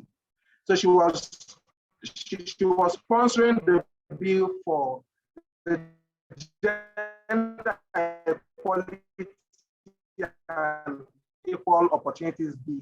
Be refused, and they had more not in tune with our socio-religious and socio-cultural norms. But these are some of the things we need to do. We need to have policies that ensure that women thrive, especially in the workplace, leadership positions. Policies that are to school, policies that recognize native practices against women. And then one of the final things I want to talk about in how to promote female leadership, practical way, is that we need to start being very deliberate about building the skills of girls. So I was very happy looking at the program of Girl Up Nigeria. There was a whole lot of mentorship, a whole lot of capacity building, a whole lot of following up for women to get into leadership positions. But we are making sure that they are ready to take up these positions. We're making sure that they're not just getting there, but they have all the necessary skills, they have all the necessary training. So something that is currently emerging in our current polity is what we call gender responsive budgeting. And what does that gender responsive budgeting mean? It means that when we are making budgets, when we are planning, both at the state, local, and national level, we must ensure that we take into recognition the peculiar differences male and female face in the society. Why are girls not going to school? Are we talking about menstrual hygiene? Are we talking about subsidizing menstrual products, creating safe spaces for girls, ending child marriage, implementing the VAP Act? So these are some of the things we can do practically to improve. It is important. I think that the people before us, though, they are very wise. We need to start using our energy as young people to start driving this change, advocating peer-led interventions, talking to our parents. When we become parents, so we need to raise our children, our girls, to be more assertive, to believe they can be leaders and they can shoot for the stars. Thank you. Thank you very much. Abby says we can't afford to keep doing the same things and expect to have different results. So he talked about education, he talked about upbringing, talked about politics. That particular response was packed, and I hope that we're all listening and taking note. The first time I heard Mrs. Biodun speak, I think it was in 2018 or 2019 at a yearly face-to-face meeting, and then she was sharing her own personal experience as a woman in governance. Yeah. So this question is just for you, Ma. This is: are there barriers that prevent women from occupying leadership positions in Nigeria? Please feel free to share your personal experiences. Thank you so much for that. And also thanks to also the previous speakers that have also laid the foundation of some of the secondary gender biases that we face. You know, it's just as simple as, looking for a job, but the people that are listing out the criteria for those jobs are all men. And they are using their own mindset to say, okay, this and that are what we are looking for forward in this application. And it fits only the men. So that's just unconscious biases that we keep facing on day-to-day activities that limit women's, participation in leadership, or even limit their potential in moving from one leadership level to another. We've talked about patriarchy. The previous speakers have talked about policies. It's a place that some of our audience also understand that Nigerian Female Feminist Forum, we took the federal government to court because they failed to fulfill some of the provision of national gender policy. And we won the case in the court. I said, why will you put in your provision that you have 35% inclusion of women in non-appointed position and elected position, and you have not done even up to 10%? So, we had our argument heard by the judges, and, they approved that, and it gave us, a verdict in our favor. But, to our greatest surprise, the federal government appealed that judgment, saying some of these things are not in our constitution and all that, which is so sad. We have gone the legal way to seek for redress about women's inclusion.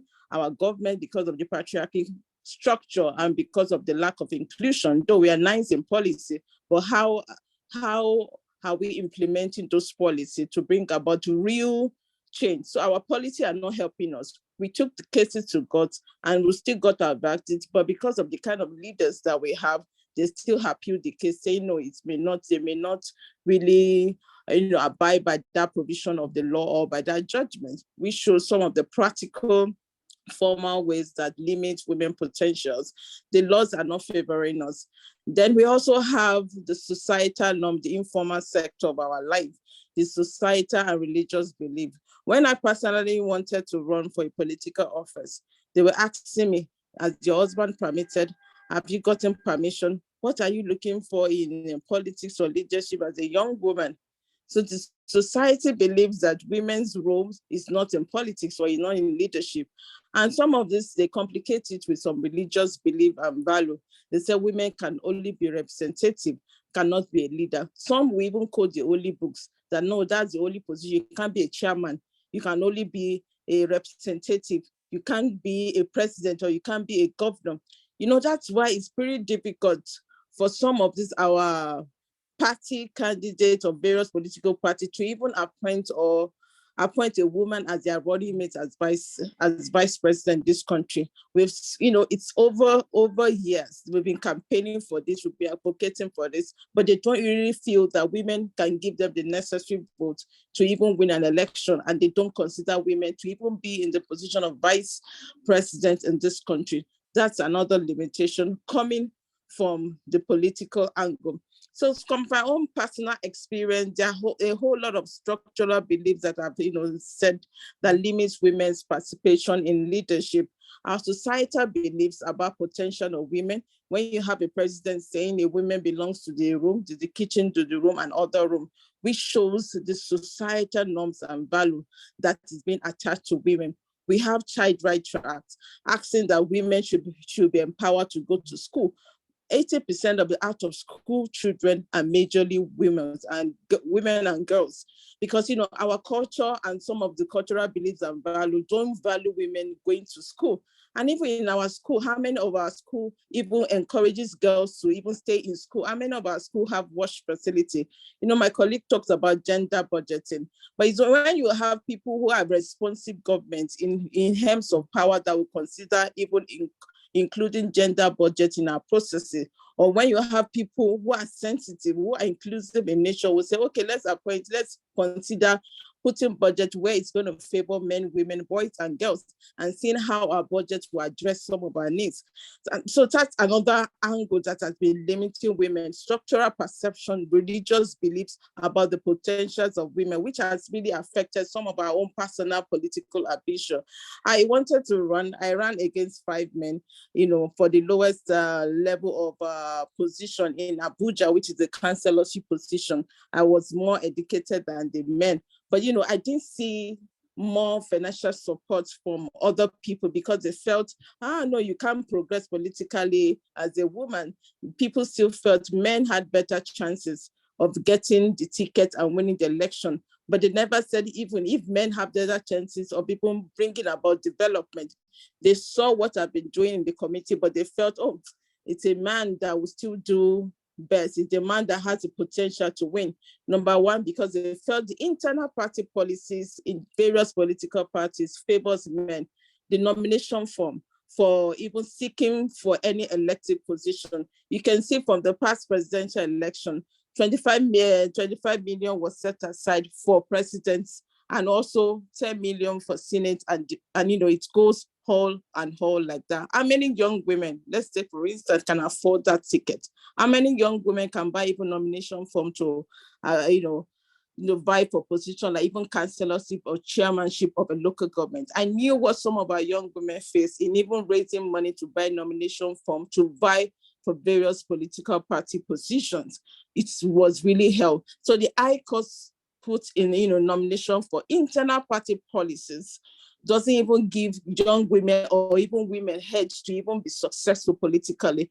You see that most of the political parties that we have in this country are managed by men who has money. You saw how vote buying and selling was going on during primary elections of various political parties. It was about the highest bidder and not about somebody who is going to impact in this country, who have the potential. It's one thing to have the potential, but if you don't have the finances to back up the potential to win your election, the primary election, it's a no-go area. You can't even scale through. So more than even having a good manifesto, more than even having a good potential to change the narrative as a younger woman, when you don't have money to back it up, your ambition is really truncated at the early stage of even starting it. So for me, I scaled through the buying the political form, and I was able to vie for councillorship position. But at the primary election, there were a lot of vote buying and selling that I couldn't even scale through, despite the fact that I had enough women that could add up to the vote that could make me a flag bearer. But because everybody, the system was vulnerable, people were even asking for money, and they were even asking for the highest bidder to get the ticket. And also within the party politics, the patriarchal structure, the men that ruled the party also had their opinion, also had their choices of who they wanted. And let me tell you, the women are also the second choice. When we advocated for nomination forms to be slashed for women, the men who ruled the party were saying that if we can slash form for you, don't think we'll give you the ticket free of charge. You don't have the money to add to the party. How do you want us to give you our ticket and be flag bearers of the party? We are not going to give you. So in one part of me, I don't really support even reducing money for nomination form for women, because it has already reduced our potential in even getting our ticket at party level. So that was my own personal experience. I couldn't get the ticket because of both buying and selling. I had the greatest vision. I had the greatest manifesto that could change the narrative. And I was already doing a lot in my community to bring about development and progress, but they didn't see it that way. The men who were less qualified, less interested about the development at the local level, were getting people even sponsoring them, giving them money, dashing them money. And even the party structures were even behind them to help them win election, because they felt women are not the kind of people that would win a general election, or women may not even have the potential. But I'm happy the narrative is changing gradually. In Adamawa, for instance, we have the first women who emerged as the governorship candidate in Adamawa, which shows a whole lot of things that happened despite the internal party democracy that played. Names of delegates were changed several times before our election, but she kept saying, if the people you are going to bring are from Adamawa State, they are going to vote for me, because she has done massive empowerment. This is the kind of woman that when she's doing an empowerment, she will give 10,000 keke, 15,000 bikes. Every household in Adamawa already impacted, have benefited from our empowerment program. And it was a time for people to, to get back to her about a positive change that she has brought back in Adamawa. And that's all a lot about. It's a story for another day that we'll Thank be you sharing. very much. Yeah. Okay. Thank you very much, Ma. You're going to answer all the questions I'm supposed to ask all the panelists, so I'll have to. Thank you very much. Thank you for sharing your personal experience and what actually happens on ground. We've talked about barriers. One thing I'm really happy for my panel is that I don't just have women on this panel, I also have men on this panel. So I've asked Mrs. Abiodun what the barriers are. Now I'm going to ask men how the barriers can be mitigated. So I'm going to go over to Tunde Onokoya, and then we're just going to ask how do you think we can mitigate these barriers? We talked about social and cultural barriers to even allow the girl child to start, talk more of even get to the finishing line. So how do you think we can mitigate these barriers?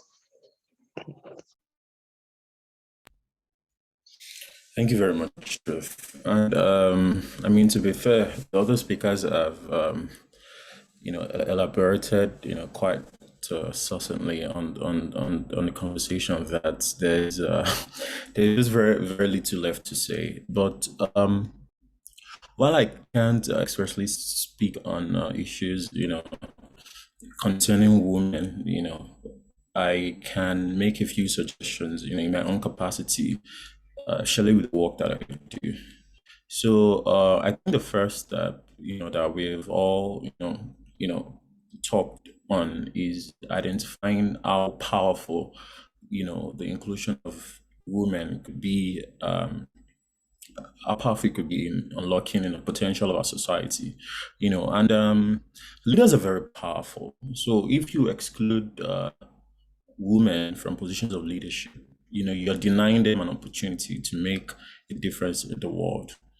And I mean, gender equality, fundamentally, gender equality, it's not a fundamental human right, right?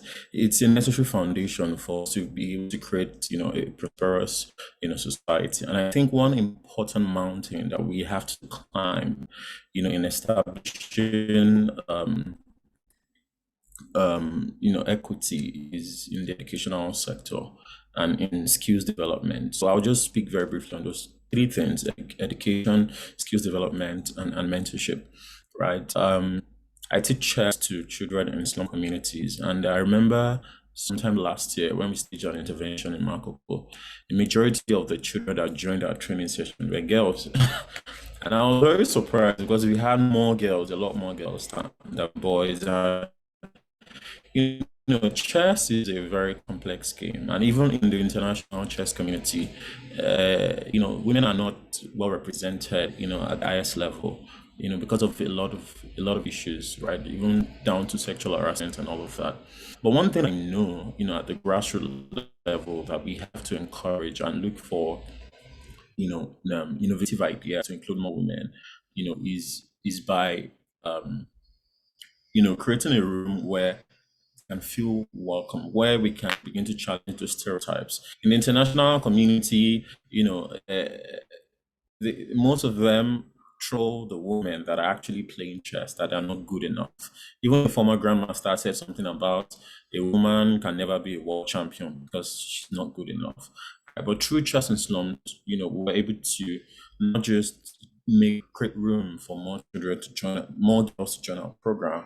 We also made sure that they had, that space to express themselves and to really bring out, their best talent. And in our academy in Rodu, the girls are some of our best players. Like Chinonso, she's our best player there, and it's hard for any other person there to defeat her in a game, right? So it really challenges that stereotype even at the highest level, right? So I think it really come up with a lot of strategic and innovative ideas to help girls build relevant skills. It would be very hard to ignore them, really, because now if you're good, if you're like really good, if you're excellent, right, you can be discriminated against, but you can't be ignored. That's it. And it's very important to always, promote this culture of excellence, and give girls, women, the opportunity to be their best selves. Because when they get to that level, when they're able to attain that level of expertise at anything, to be hard to ignore them. And that's just the reality, right? And I mean, recently I met this lady she's in the US, but she grew up in Syria, right? She never went to school, right? But she's a blockchain engineer. And when she shared her story with me, I was very inspired. She never went to school at all, no primary school education, no secondary school education, nothing. And they moved to the US when she was 18. And that was when she started learning how to even speak English. And now she's one of the best, blockchain engineers in the world, right? And she manages I think a VC firm that invests, in Web3 now, of like $5 billion fund, right? She has no education, but then she's skilled, and she's able to get into that position, and make a difference, because she's great at what she does. She's one of the best at what she does, right? So being able to really give more women room to excel, without having to, worry too much, about a lot of these factors is very important. And we need to be very innovative. We need to rethink the framework which we think about, inclusion, and empowerment for girls, right? We need to really come up with innovative ideas that challenge that stereotype. Like I said, for me, is making sure that more girls that can actually play chess, because it helps to aid cognition, and develop critical thinking for them, right? So let us have more programs where they actually develop skills, right? And one way to really look at that, one lens to look at that from, is to see where the world is moving to right now. A lot of work has been done. Africa is rising. There's a lot more conversation about gender equality, about inclusion now, right? But the world is moving. While we're still struggling with a lot of these basic problems here, the world is rapidly evolving.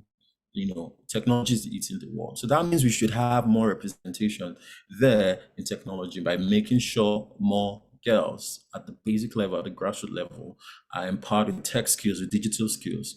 You can imagine the millions of little girls in some of these remote communities that don't even know what the internet is. They don't even understand the vast opportunities that exist in our universe. So we must be very deliberate, about making sure more girls are involved in tech, build, tech skills that are, relevant to where the world is moving to. So, mentorship. Mentorship is very important, right? Girls need to see that certain things are possible. It may sound very basic, right? But we know Chimamanda, we know some of these, high flyers, in different industries. But there are still thousands, millions of girls in these remote communities that don't even know that. Their understanding of being a woman is probably being in the kitchen or taking care of their homes, and it just ends there. Recently, I was discussing this with Truth just yesterday. I discovered a community in Calabar where little girls are still being sold, into marriage, used as collateral. It's called the money woman thing, where a little girl will be given as collateral to another man, and when she's 12, he marries her and he can do whatever he wants to her. That is how terrible these issues are, at the grassroots level, and it's very heartbreaking, because things are deeply rooted, in poverty, right? So it's important that we begin to rethink what inclusion could mean for them. We're planning to stage an intervention for those girls using chess as a tool. And in just teaching them chess, they will be able to discover one thing, which is going to be very integral, important to building the blocks, of their future. They'll be able to discover that their minds are their greatest assets, not being in the kitchen, not doing this to take care. No, that their minds are their greatest assets. And when you can rekindle that fire in them, you need to understand that, and you help them develop critical thinking capacity, they will become rebellious, and they will do something. They will build a skill. They will go all the way, and it's hard to ignore them, right? So it's very important that we make sure that at that level, we're able to get the right kind of mentorship to those girls, to help them know that they can also make a difference in the world. We should not just think about it from our own privileged positions where we know and we have access, but at a very grassroots level, to give them the same kind of access and opportunities. And this is how we can truly build a truly prosperous society. That is Thank you. Thank you very much, Tunde. When I was told I had 45 minutes for this panel discussion, I thought it was a lot of time. But seeing how passionate our panelists are, I know that it's not so much time, but I would plead with our panelists to please limit our responses to 2 minutes so that we can go through all of the questions that we have here.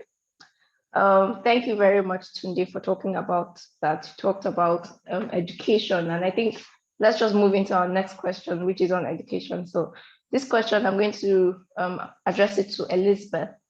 Elizabeth, how can we critically elaborate how education plays a role in cultivating female leadership. Elizabeth has several awards and scholarships. So yes, Elizabeth, over to you. Okay, thanks. So, I mean, Tunde already talked a lot about, education and how important it is in fostering female leadership. I'm sure one thing that we can all, agree is the fact that education is a major integral part of our system, our society. Like, you literally can't do anything if you're not educated. Well, not like you can't do anything, but education is like one of the criteria or requirements to be able to do quite a lot of things. To be able to climb the ladder a lot of times is tied to education. I mean, is it fair? Well, not all the time. I mean, today made mention of, someone who didn't literally have an education, but had a skill and was able to utilize that skill, for their own benefit. I mean, there are countless number of persons who didn't have access to formal education, but from just building their God-given talents and their skill sets, they were able to, of course, climb so many heights. But the truth of the matter, talking about leadership, is the fact that education plays a major role. A major role because it doesn't just prepare you mentally, it doesn't just equip you with knowledge, it also equips you with skills. And it doesn't just equip you with skills, in terms of hard skills, but it also equips you with soft skills, right? And so education lets you understand what it means for you to work in a team. It makes you understand what it means to take decisions. It makes you understand how you're able to manage conflict and situations that happen. So when you go to school, you're not just going to school to learn 1+1 or how to read and write, but you're also going to school to acquire some of these skills, which you see play out in the classroom, during group work, during group discussions, during assignments, during research. It's all geared towards building your skill set, building your capacity to be able to take up leadership positions. The school isn't just a place, for you to also learn those things, but it's also a place for you to also acquire leadership skills.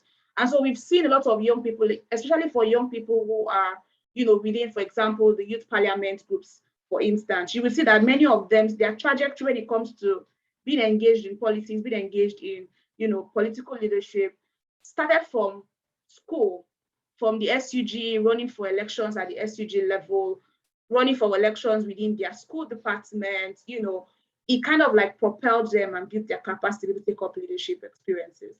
Personally, I would say that a lot of the opportunities I've been able to amass in life, based on my career, based on the work that I do, education has been a great factor, a great enabling factor for me to be able to achieve certain heights. If I didn't have education, I might not have been able to get to where I've gotten to.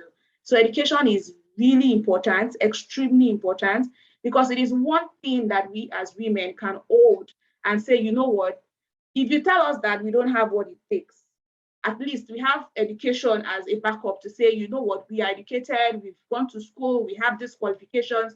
A lot of times within the political space, we see so many conversations and controversies around our political leaders who are contesting for election. And there's always this, question of, oh, did you go to school? Did you not go to school? Things like, oh, I can't find my certificates. They are missing, they are lost. It begins to make people doubt your capacity to be able to lead, right? And so it's important that as women, we're able to take away that, that what if, that maybe, that but. We already have a lot of questioning on our capacity to be able to lead as women. That should not be one thing that we should also, begin to contend with. And so that's why it's really important that when we're talking about education, there's a lot of advocacy going now on female education, education of the girl child, because we've seen that education has numerous and several benefits for girls, to be able to take up leadership positions. So I would say that education is truthfully really important, and it's something that we have to work towards ensuring that every girl child actually has access to education. Yeah, thanks. Thank you very much, Elizabeth. One thing I would like to add to what Elizabeth has said is that education also opens you to a diverse network. So it's really a game changer, yeah, because you meet people that you would not have ordinarily met in your house or otherwise if you were not in that formal education. So yeah, education is actually very important if we want women in leadership. Next, okay, now this is probably one of my favorite questions on this panel discussion. So we're going to be talking about how men are critical to advancing gender justice and gender equality. I'm going to ask this question to two of my panelists, Elvis and Abiodun. Is it possible for us to have your responses in like 1 minute, 30 seconds? Is that possible? So let's have Elvis first, and then we'll have Abiodun. All right, thank you. I'll just try to wrap up in that 1 minute. So just to underline that question, what are the role of men in sort of improving women leadership towards sustainable development goals? The thing that stands out is that we must see men as allies and champions for issues such as this. So we must see them as allies and champions for change. A few years ago, we started a hashtag, He for She. It wasn't just a hashtag, but it was a commitment, it was a pledge from every man using that hashtag to say, I am committing, I am pledging to ensure that I would dismantle the status quo. So we want to start destroying stereotypes that affect women. We want to start destroying those socioeconomic and sociocultural norms that impede women from achieving their full potential. We've had people talk about child brides. We've had people talk about discriminatory employment policies. We've had people talk about how the political space in Nigeria, how we've not been able to achieve the 35% affirmative action for women in public leadership. So as men, we need to start thinking, how do we come in our spaces? How do we sort of start improving opportunities for women, dismantling patriarchy that is also a big issue affecting women in Nigeria? Just before I sign up, when I was in the University of Calabar, I became the first electoral chairman, the first ELOCO chair, to successfully see that we had the first female president of the Department of Public Health. So for me, it's a long-term stuff. And it's also for us as men to see that in any space, either as fathers, either as politicians, to understand that we need to be inclusive, we need to understand diversity, especially as it affects girls and young women. Thank you. Thank you very much, sir. Thank you for your service. Thank you for not just talking the talk, but also doing the work. And let's have Abiodun Eshed next. Okay, thank you very much. I must thank our E4She champion that just finished speaking. I think it set my mind about what men need to do. Personally, I have a mentor that's been helping me, and he's a man. He's an E4She champion. It's very deliberate in everything he does to include women in leadership position and also providing opportunities for women. So if we need advocates like him and more E4She champions politically who are politically aware of the marginalization of women and are using their power, their voice, their political networks to include women in leadership and decision-making platform. So mine is just to re-emphasize the role of mentoring. Men have mastered the game of politics, they have mastered the game of leadership better than the women. It would be nice for them to take up that position to mentor women and also for women to understand, okay, we're together to complement one another. And because of the way votings are done at the National Assembly, we just need men, more E4She champions who understands the issues that women face and also will consider that in helping to vote for policies and laws that will help to eradicate women's issues, women's challenges in this country.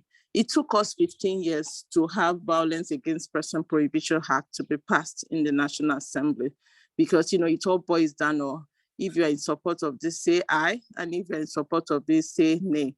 And because of some of the issues, some words, they say we're using gender, and when they see gender, members of National Assembly believe we're talking about women in law. Not knowing gender addresses issues about men, women, and also boys and girls. So when we have men that are aware about their role and are ready to mentor women into leadership and progress, I think we're in one step in the right direction. And also, also mentoring, when we have more men who are also ready to financially back up women's potential politically to help sponsor their process, we will have more women emerge. And when we have men who are also deliberate, who are mentors, who are he-for-she champions, ready to follow this constitution by books, because the major two political parties have in their constitution to ensure 35% inclusion quota in all the leadership positions at the party level, but it has not been fulfilled. So when you have men who are committed in bringing about development of women, inclusive development of women politically, and are ready to mentor, are ready to put what it takes down to help a woman emerge, and they also understand the implication of women being in forefront of development, then we are in the right step, the right direction in breaking the patriarchal structure and system in this country. Everything about the whole system in this country is controlled by men. And with that, it's majorly patriarchy. Religious leaders are majorly men. Cultural leaders are majorly men. And I'm saying all this because when we wanted to pass Gender and Equal Opportunity Bill, we had to go down to religious leaders and say, please, can you just call the attention of some of your lawmakers and let them pass this bill at the public hearing? When we were about to go for public hearing, we had to plead to religious leaders and say, please, can we advocated to them, but still we couldn't pass the Gender and Equal Opportunity Bill at the 9th Assembly. Now, at the 8th Assembly, now we are on this stage. So we're advocating for more men to be deliberate enough, and for religious leaders who are also an advocate of peace, an advocate of inclusion in the society, to speak more about the inclusion and the need for women to be in development. They will have a way to go in the right direction. Thank you very much, Ma. I'm going to address the next question to you too. You've talked a lot about the 35% affirmative action and other policies that talk about women in leadership roles. I believe it will be nice to create more awareness on the laws and policies that allow women to take up leadership roles, especially in Nigeria. Oh, okay, thank you very much. So you want me to talk about the laws that we have? Yes, the existing policies and laws that allow women to take up leadership roles in Nigeria. Okay, I will talk about the ones we have in Nigeria and the ones we have also in Africa as a continent, and ECOWAS as West Africa. So we have the national gender policies. I think that some our co-panelists have talked about it. There's a provision of 35% inclusion quota in that. And that says that every appointed or elected position should have 35% inclusion quota. And also during the revisional constitutional review committee, we proposed 5 bills as women's group to be included in the constitution, which was we couldn't have enough votes, and it wasn't passed by March 2022 because of the issues that we had. So we proposed issue of extra 111 seats, which was rejected by National Assembly.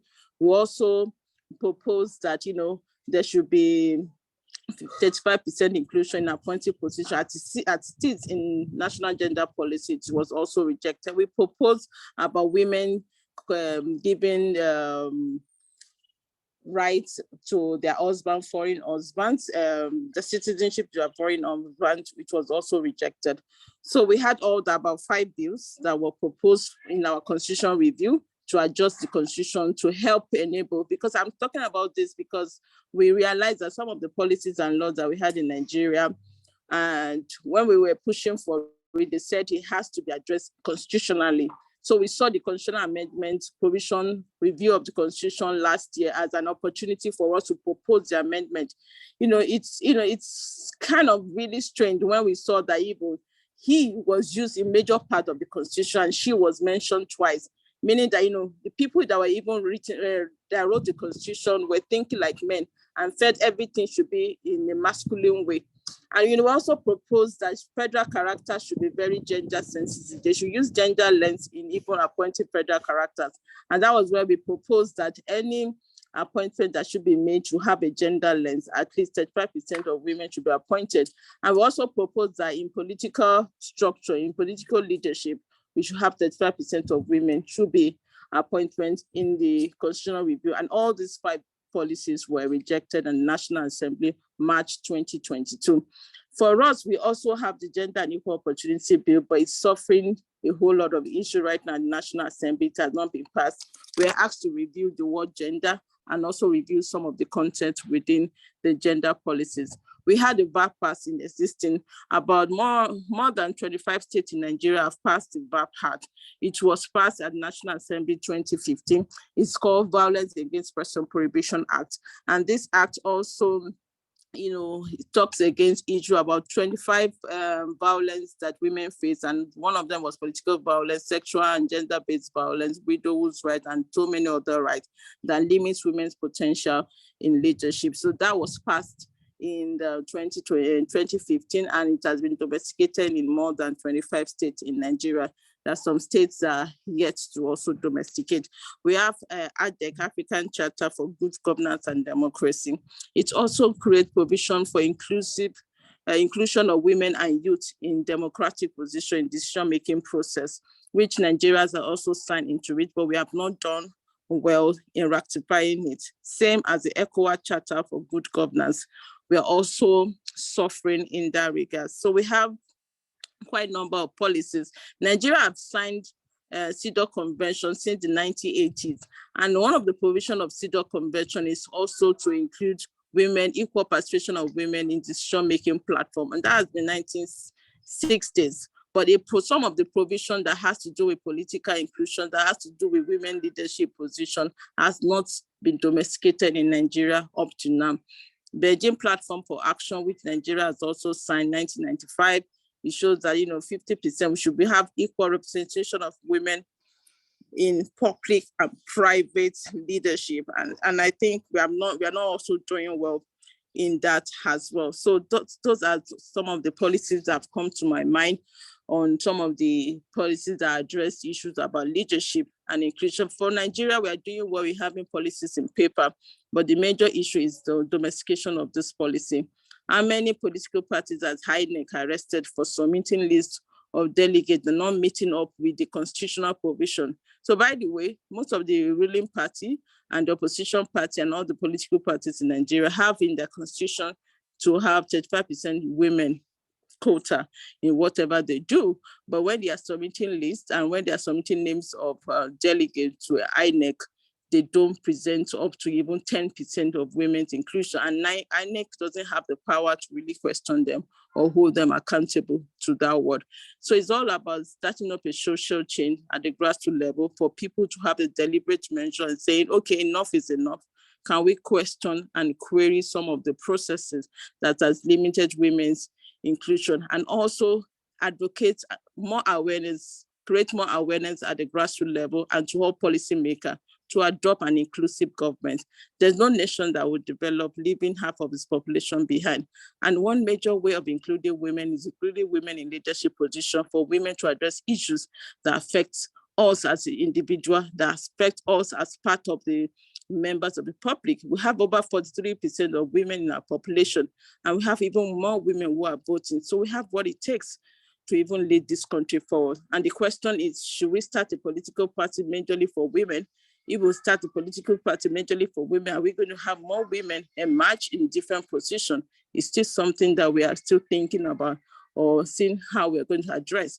More than even having policy, I told you about the Feminist Forum of Nigeria, taking Nigeria government to court about not fulfilling some of their mandate in national gender policy, which they passed into law since. And, we won the case in court, but still the federal government have appealed the judgment and say, no, it may not be constitutional. We don't have constitutional backing. Based on the provision we had during the constitutional review, that we proposed 5 amendments to the constitution, which would give us hedge for all the policies that Nigeria has signed into, for us to be able to have a mandate, hold Nigeria accountable to those policies. Now we don't have a constitution backing some of the provisions of some of the laws that we have that promote women's inclusion in leadership. Thank you very much. Thank you very much, Ma. That was a very elaborate response to our policies and existing policies and laws that allow women to take up leadership roles. Thank you once again. So I'm going to ask the last two questions to our panelists. Please, if you have questions for our panelists, you can just put it in the chat. I think I would have time to take 1 or 2 questions from the audience. So I'll ask our last 2 questions and then we'll call it a day. So this question is addressed to Mr. Elvis. Explain key leadership lessons that men can learn from women. All right, so thank you. And thank you to the last speaker, Abiodun. She has spoken extensively about some of these issues. So first of all, we all need to understand, even if it's one of the key things we'll take away from the Gallup second year anniversary, is that women are powerful change agents. And wherever you find women leading, you will see that the power, the change they bring has far-reaching effects on everybody. When I look at this question, I just don't want to be biased. So I'm going to be basing all my answers on research. Now, what does research say about the benefits of having women leaders? Now, research has shown us that when we have women leaders, that will end up having leaders that are more ethical and honest. Research has also shown us that women leaders put in more effort to ensure that there is better quality of life for their citizens.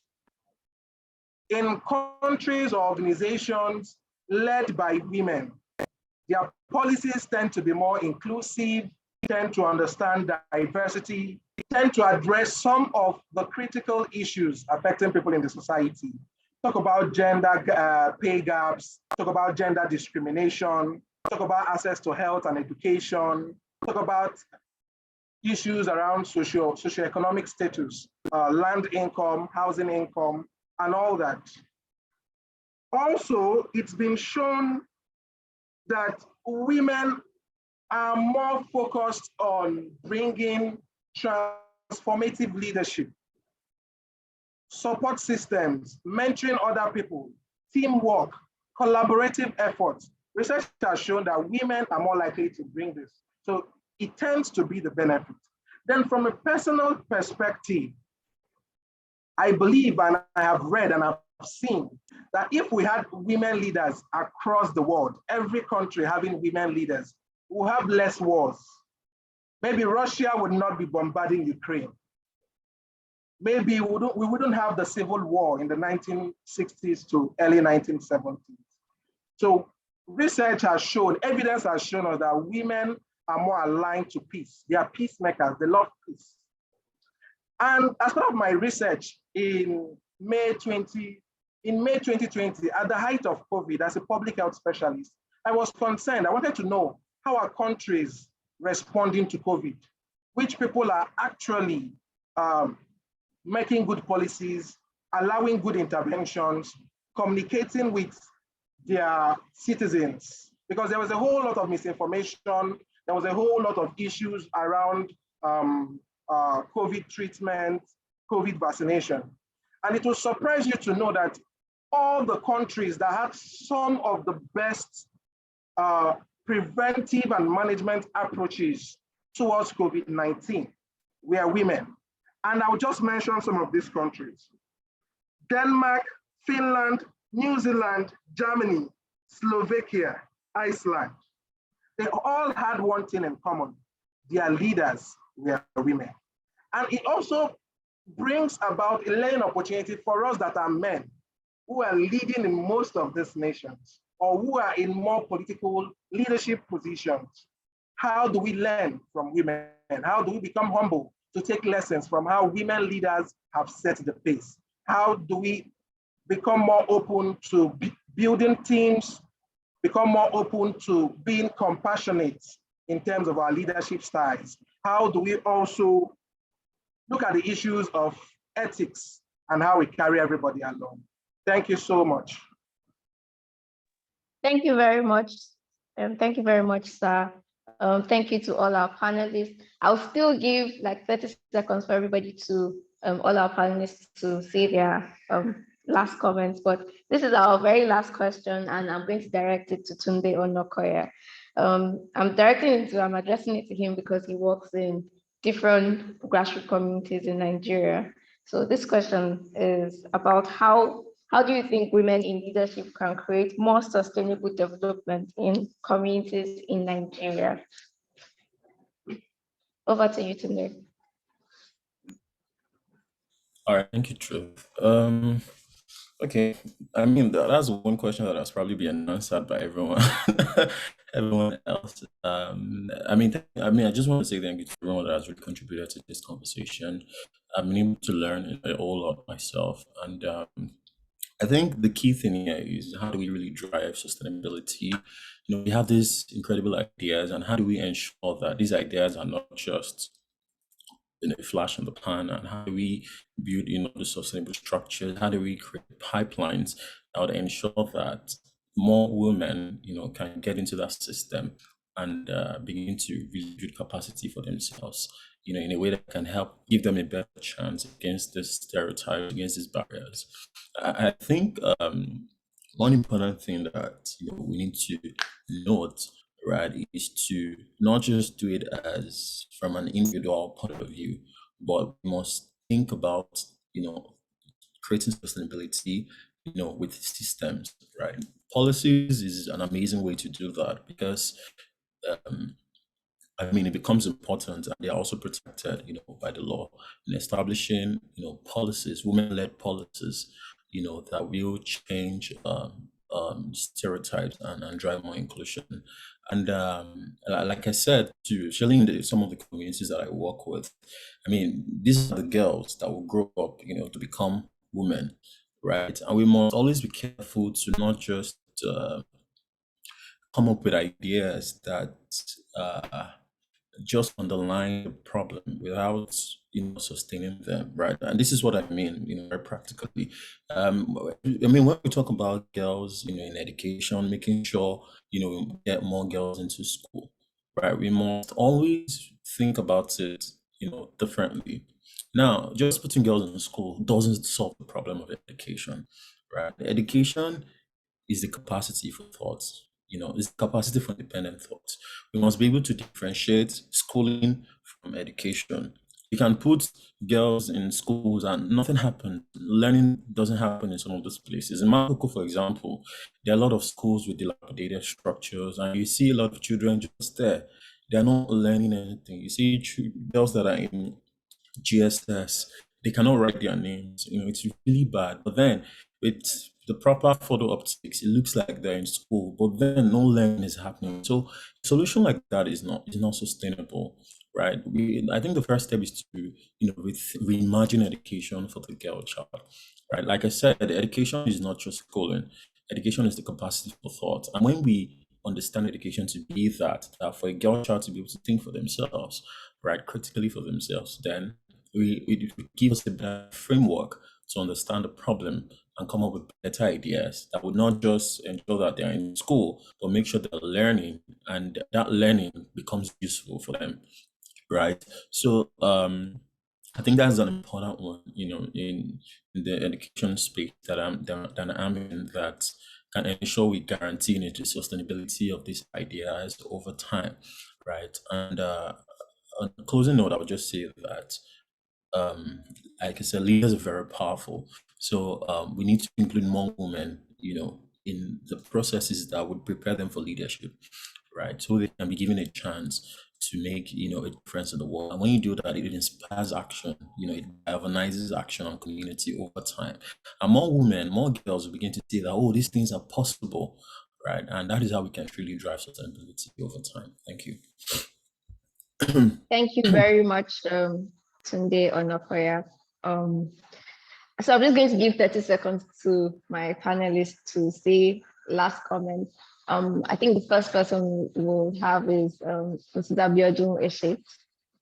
Then we'll have Elizabeth.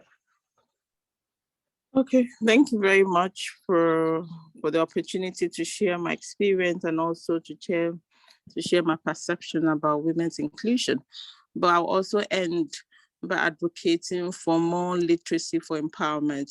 So literacy for empowerment is kind of literacy that makes people to challenge the status quo, that makes people to understand about social issues that limit their potentials, and gives them the capacity to challenge those social issues to bring about social change. So right now, what we have done today is about giving you knowledge about literacy for empowerment, talking about issues around women's inclusion in leadership and development.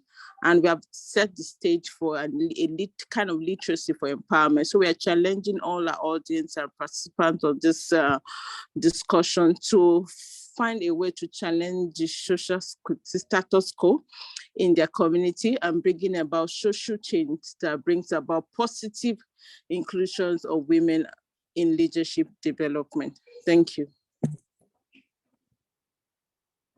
Thank you very much, Ma. It was really nice to have you and to have you share all your experience with us. Thank you very much for being here. Let's have Elizabeth next. Yeah, so I mean, it's been an interesting conversation. So much has been said. I think I'll just simply say that it's important for women to support and encourage one another. I mean, sometimes it's really sad when you see women take up the mantle and actually run for certain positions and take up, want to take up certain leadership positions, but then the people who are, not supporting and trying to bring them down are not even the men sometimes, but are actually fellow women. So I just want to say that, as much as it's important for us to create those spaces, we should also support, women that come out to actually take up these positions.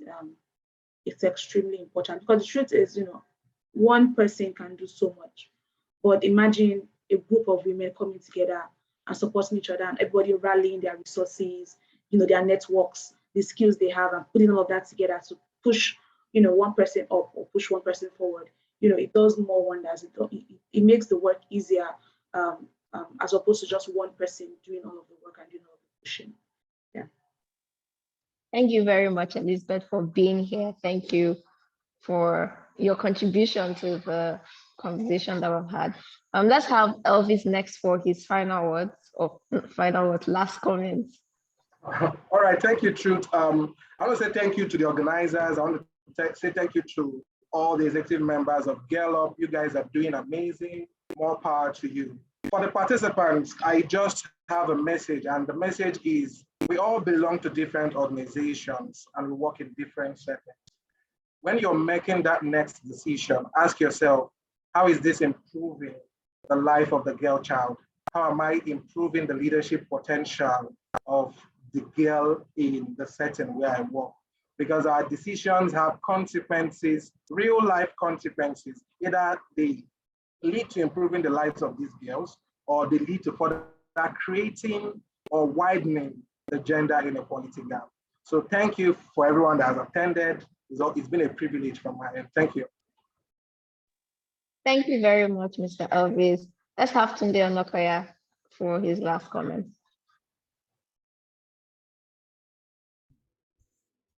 All right, thank you, everyone. And I think my final comment would be to the men.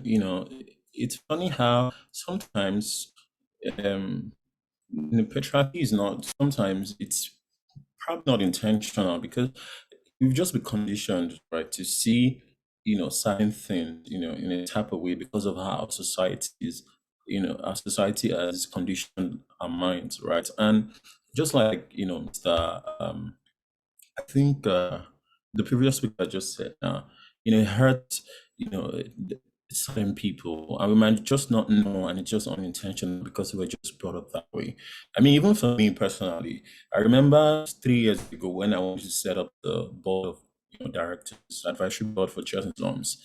It was just men, just like my friend, my mentor, somebody. I never really considered that there had to be a woman on the board, right? Maybe because I didn't really have a lot of personal relationship with someone that I could trust at that level. But I had people that were like mentors that I could have included. I didn't realize till like sometime last year, I was like, we didn't even have a woman on our board. And, I had to deliberately change that to reach out to a couple of people that I know had, the capacity to be on the board and also influence the decisions for our organization. So I think it's important that we reflect on this and always challenge the status quo.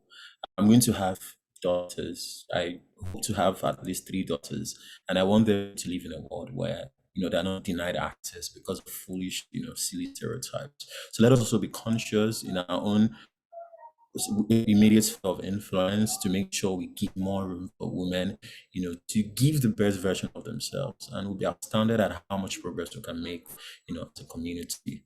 Thank you very much. Thank you very much, Tunde. Thank you, Mrs. Abiodun Eshe. Thank you, Mr. Elvis Okoli. Thank you, Elizabeth.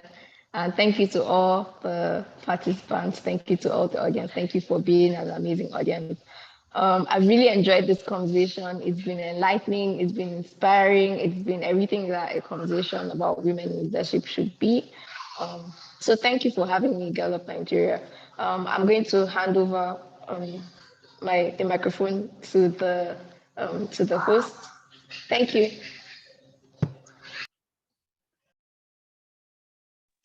Thank you, Truth. Thank you, Truth, for an amazing session. It was a wonderful time that we just spent. Thank you to all our panelists. I mean, it was, I don't know how else to describe it. And I don't know the kind of words to use to describe what we just have now. It was enlightening. It was amazing. It gave validation to all that we knew. It gave credence to everything that we've ever learned. It gave us more knowledge, more insight. Thank you. And we are very sure that we didn't make a mistake while inviting all of our panelists. Thank you, Mr. Tunde Onakoya, Mr. Abiodun Eshe, Ms. Elizabeth Williams, and Mr. Elvis Okoli. We're so grateful to have you. And thank you, Truth. Truth was the former communications officer for Girl Up Nigeria. So yes, it's good to have you back. Yeah. And ladies and gentlemen, we're about rounding up, but right about now, I'll be inviting Sarah to just briefly give us a mentorship journey with Girl Up Nigeria. That's Sarah if she's on this call. Good afternoon, everyone. Good afternoon. Everyone, I'm Sarah Kojanu, one of the participants of the Girl Up Nigeria mentorship this year. So the first thing is that when I saw that my mentor was a man, I was like, why did I fall under him? That I would have preferred Cassandra, because I always I follow Cassandra on LinkedIn and I see what she's doing. So I was like, oh, a man. I was not really cool with it. But to my greatest surprise, the first day of mentorship was really interesting. It made myself and my co-mentee really opened and relaxed with him. And everything went well. Like, it was more than just a mentor to mentee with myself and Zainab. We explored some things. Part of it was trying to get to know each other. Now, I'm good with networking and I'm good with speaking to people, but Zainab was not good at that. So he gave us a task to do. Then we realized that Zainab's strengths were my weakness and my weaknesses were Zainab's strengths. So we tried to work on it, and we shared experiences together and how we could work on our weaknesses together. So, okay, sorry, my mentor's name is Mr. Charles Folakiji, yeah. So we also spoke on opportunities. He sends us opportunity, and there was this particular day he sent both of us 2 opportunities. Then the day we had a meeting, it was like, I want you guys to say if you're going to apply to these opportunities or not. I was like, I'm not applying to it though, because I'm not eligible. Some things Asha explained. So Zainab also explained. Then it was like, yes, you guys passed the test. Now, the lesson I want you guys to know is that you cannot just jump on every opportunity you see. you need to analyze the opportunities you see. If you're eligible, fine. If you're eligible, what are the circumstances surrounding these opportunities? So aside that, we also spoke on personal branding, and the personal branding was really, really an eye-opening experience for myself and Zainab. So when we're talking on opportunities, I was applying to the Women Techstars Fellowship then. So he suggested that if any of us had any essay that would love to share, we should share it. So I shared my essay, and he gave his comments. Then Zainab also gave her comments too. I used their comments to try to make the essay better. So I am happy to announce and tell you guys that I got into the Women Techstars Fellowship, and the experience has been wonderful. My mentor, Mr. Charles Falakiji, we still communicate, and if I need anything and I reach out to him, he's always there.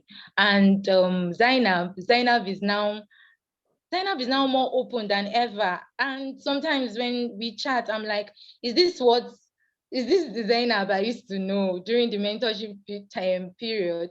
She's now more open because I tend to share the way I get to communicate with people and the way I get to network.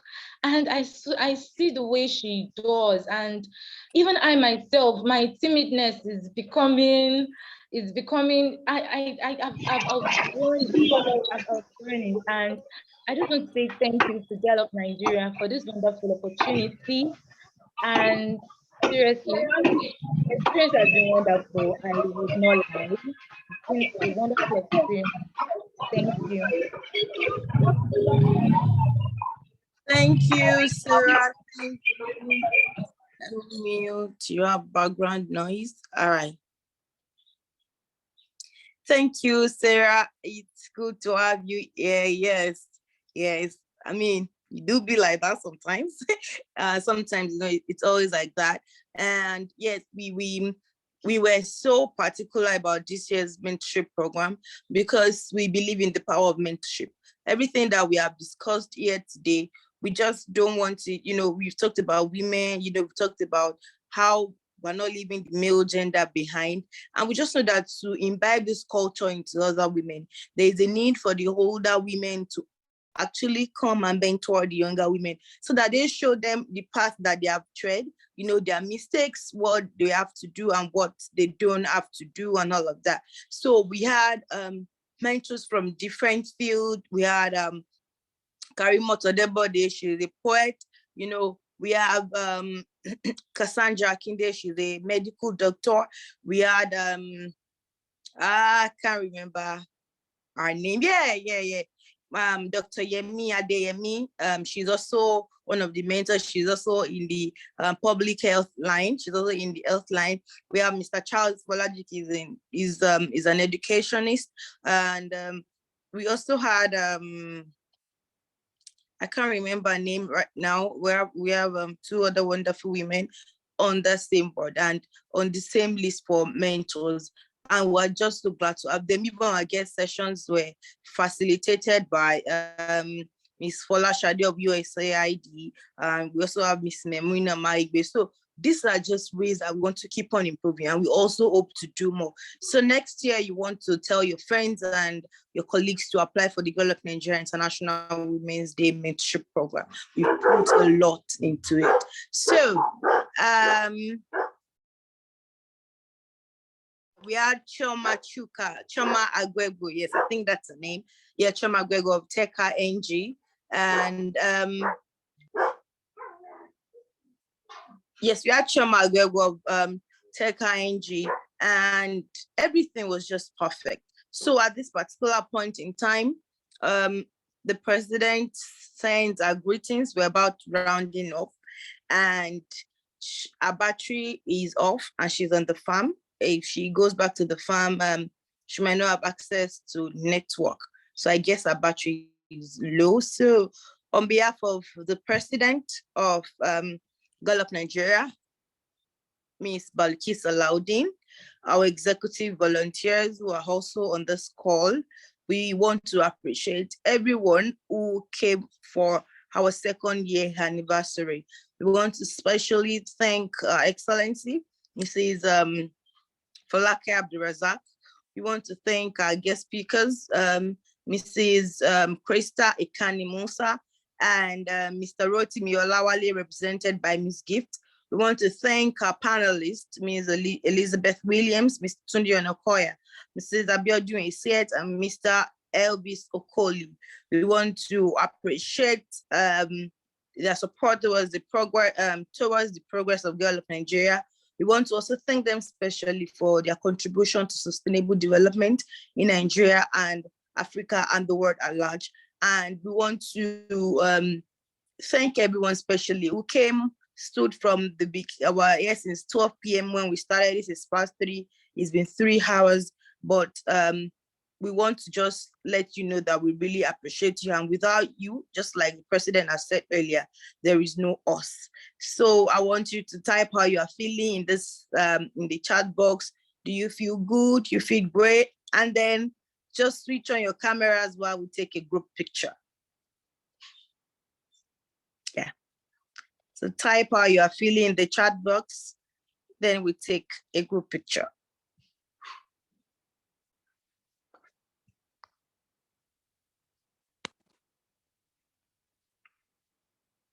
Yeah, thank you, Girl of Nigeria, for the opportunity. You're welcome.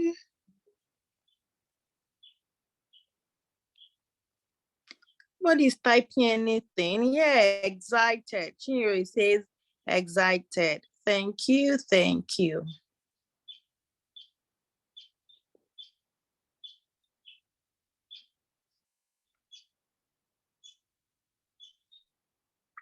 So, can we see your cameras on?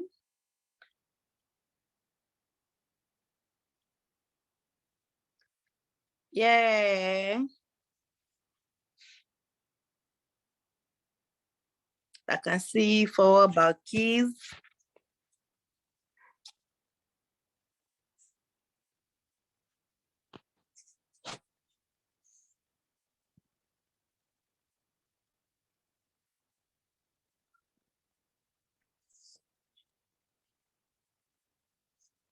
I can see, yeah, just 4 Balkis. Okay.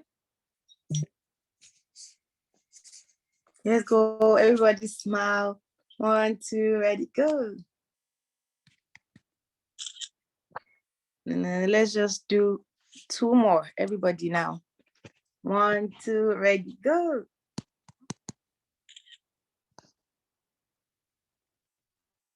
I can see Temilola. 1, 2. Temilola, your camera is not on again. 1, 2, ready, go.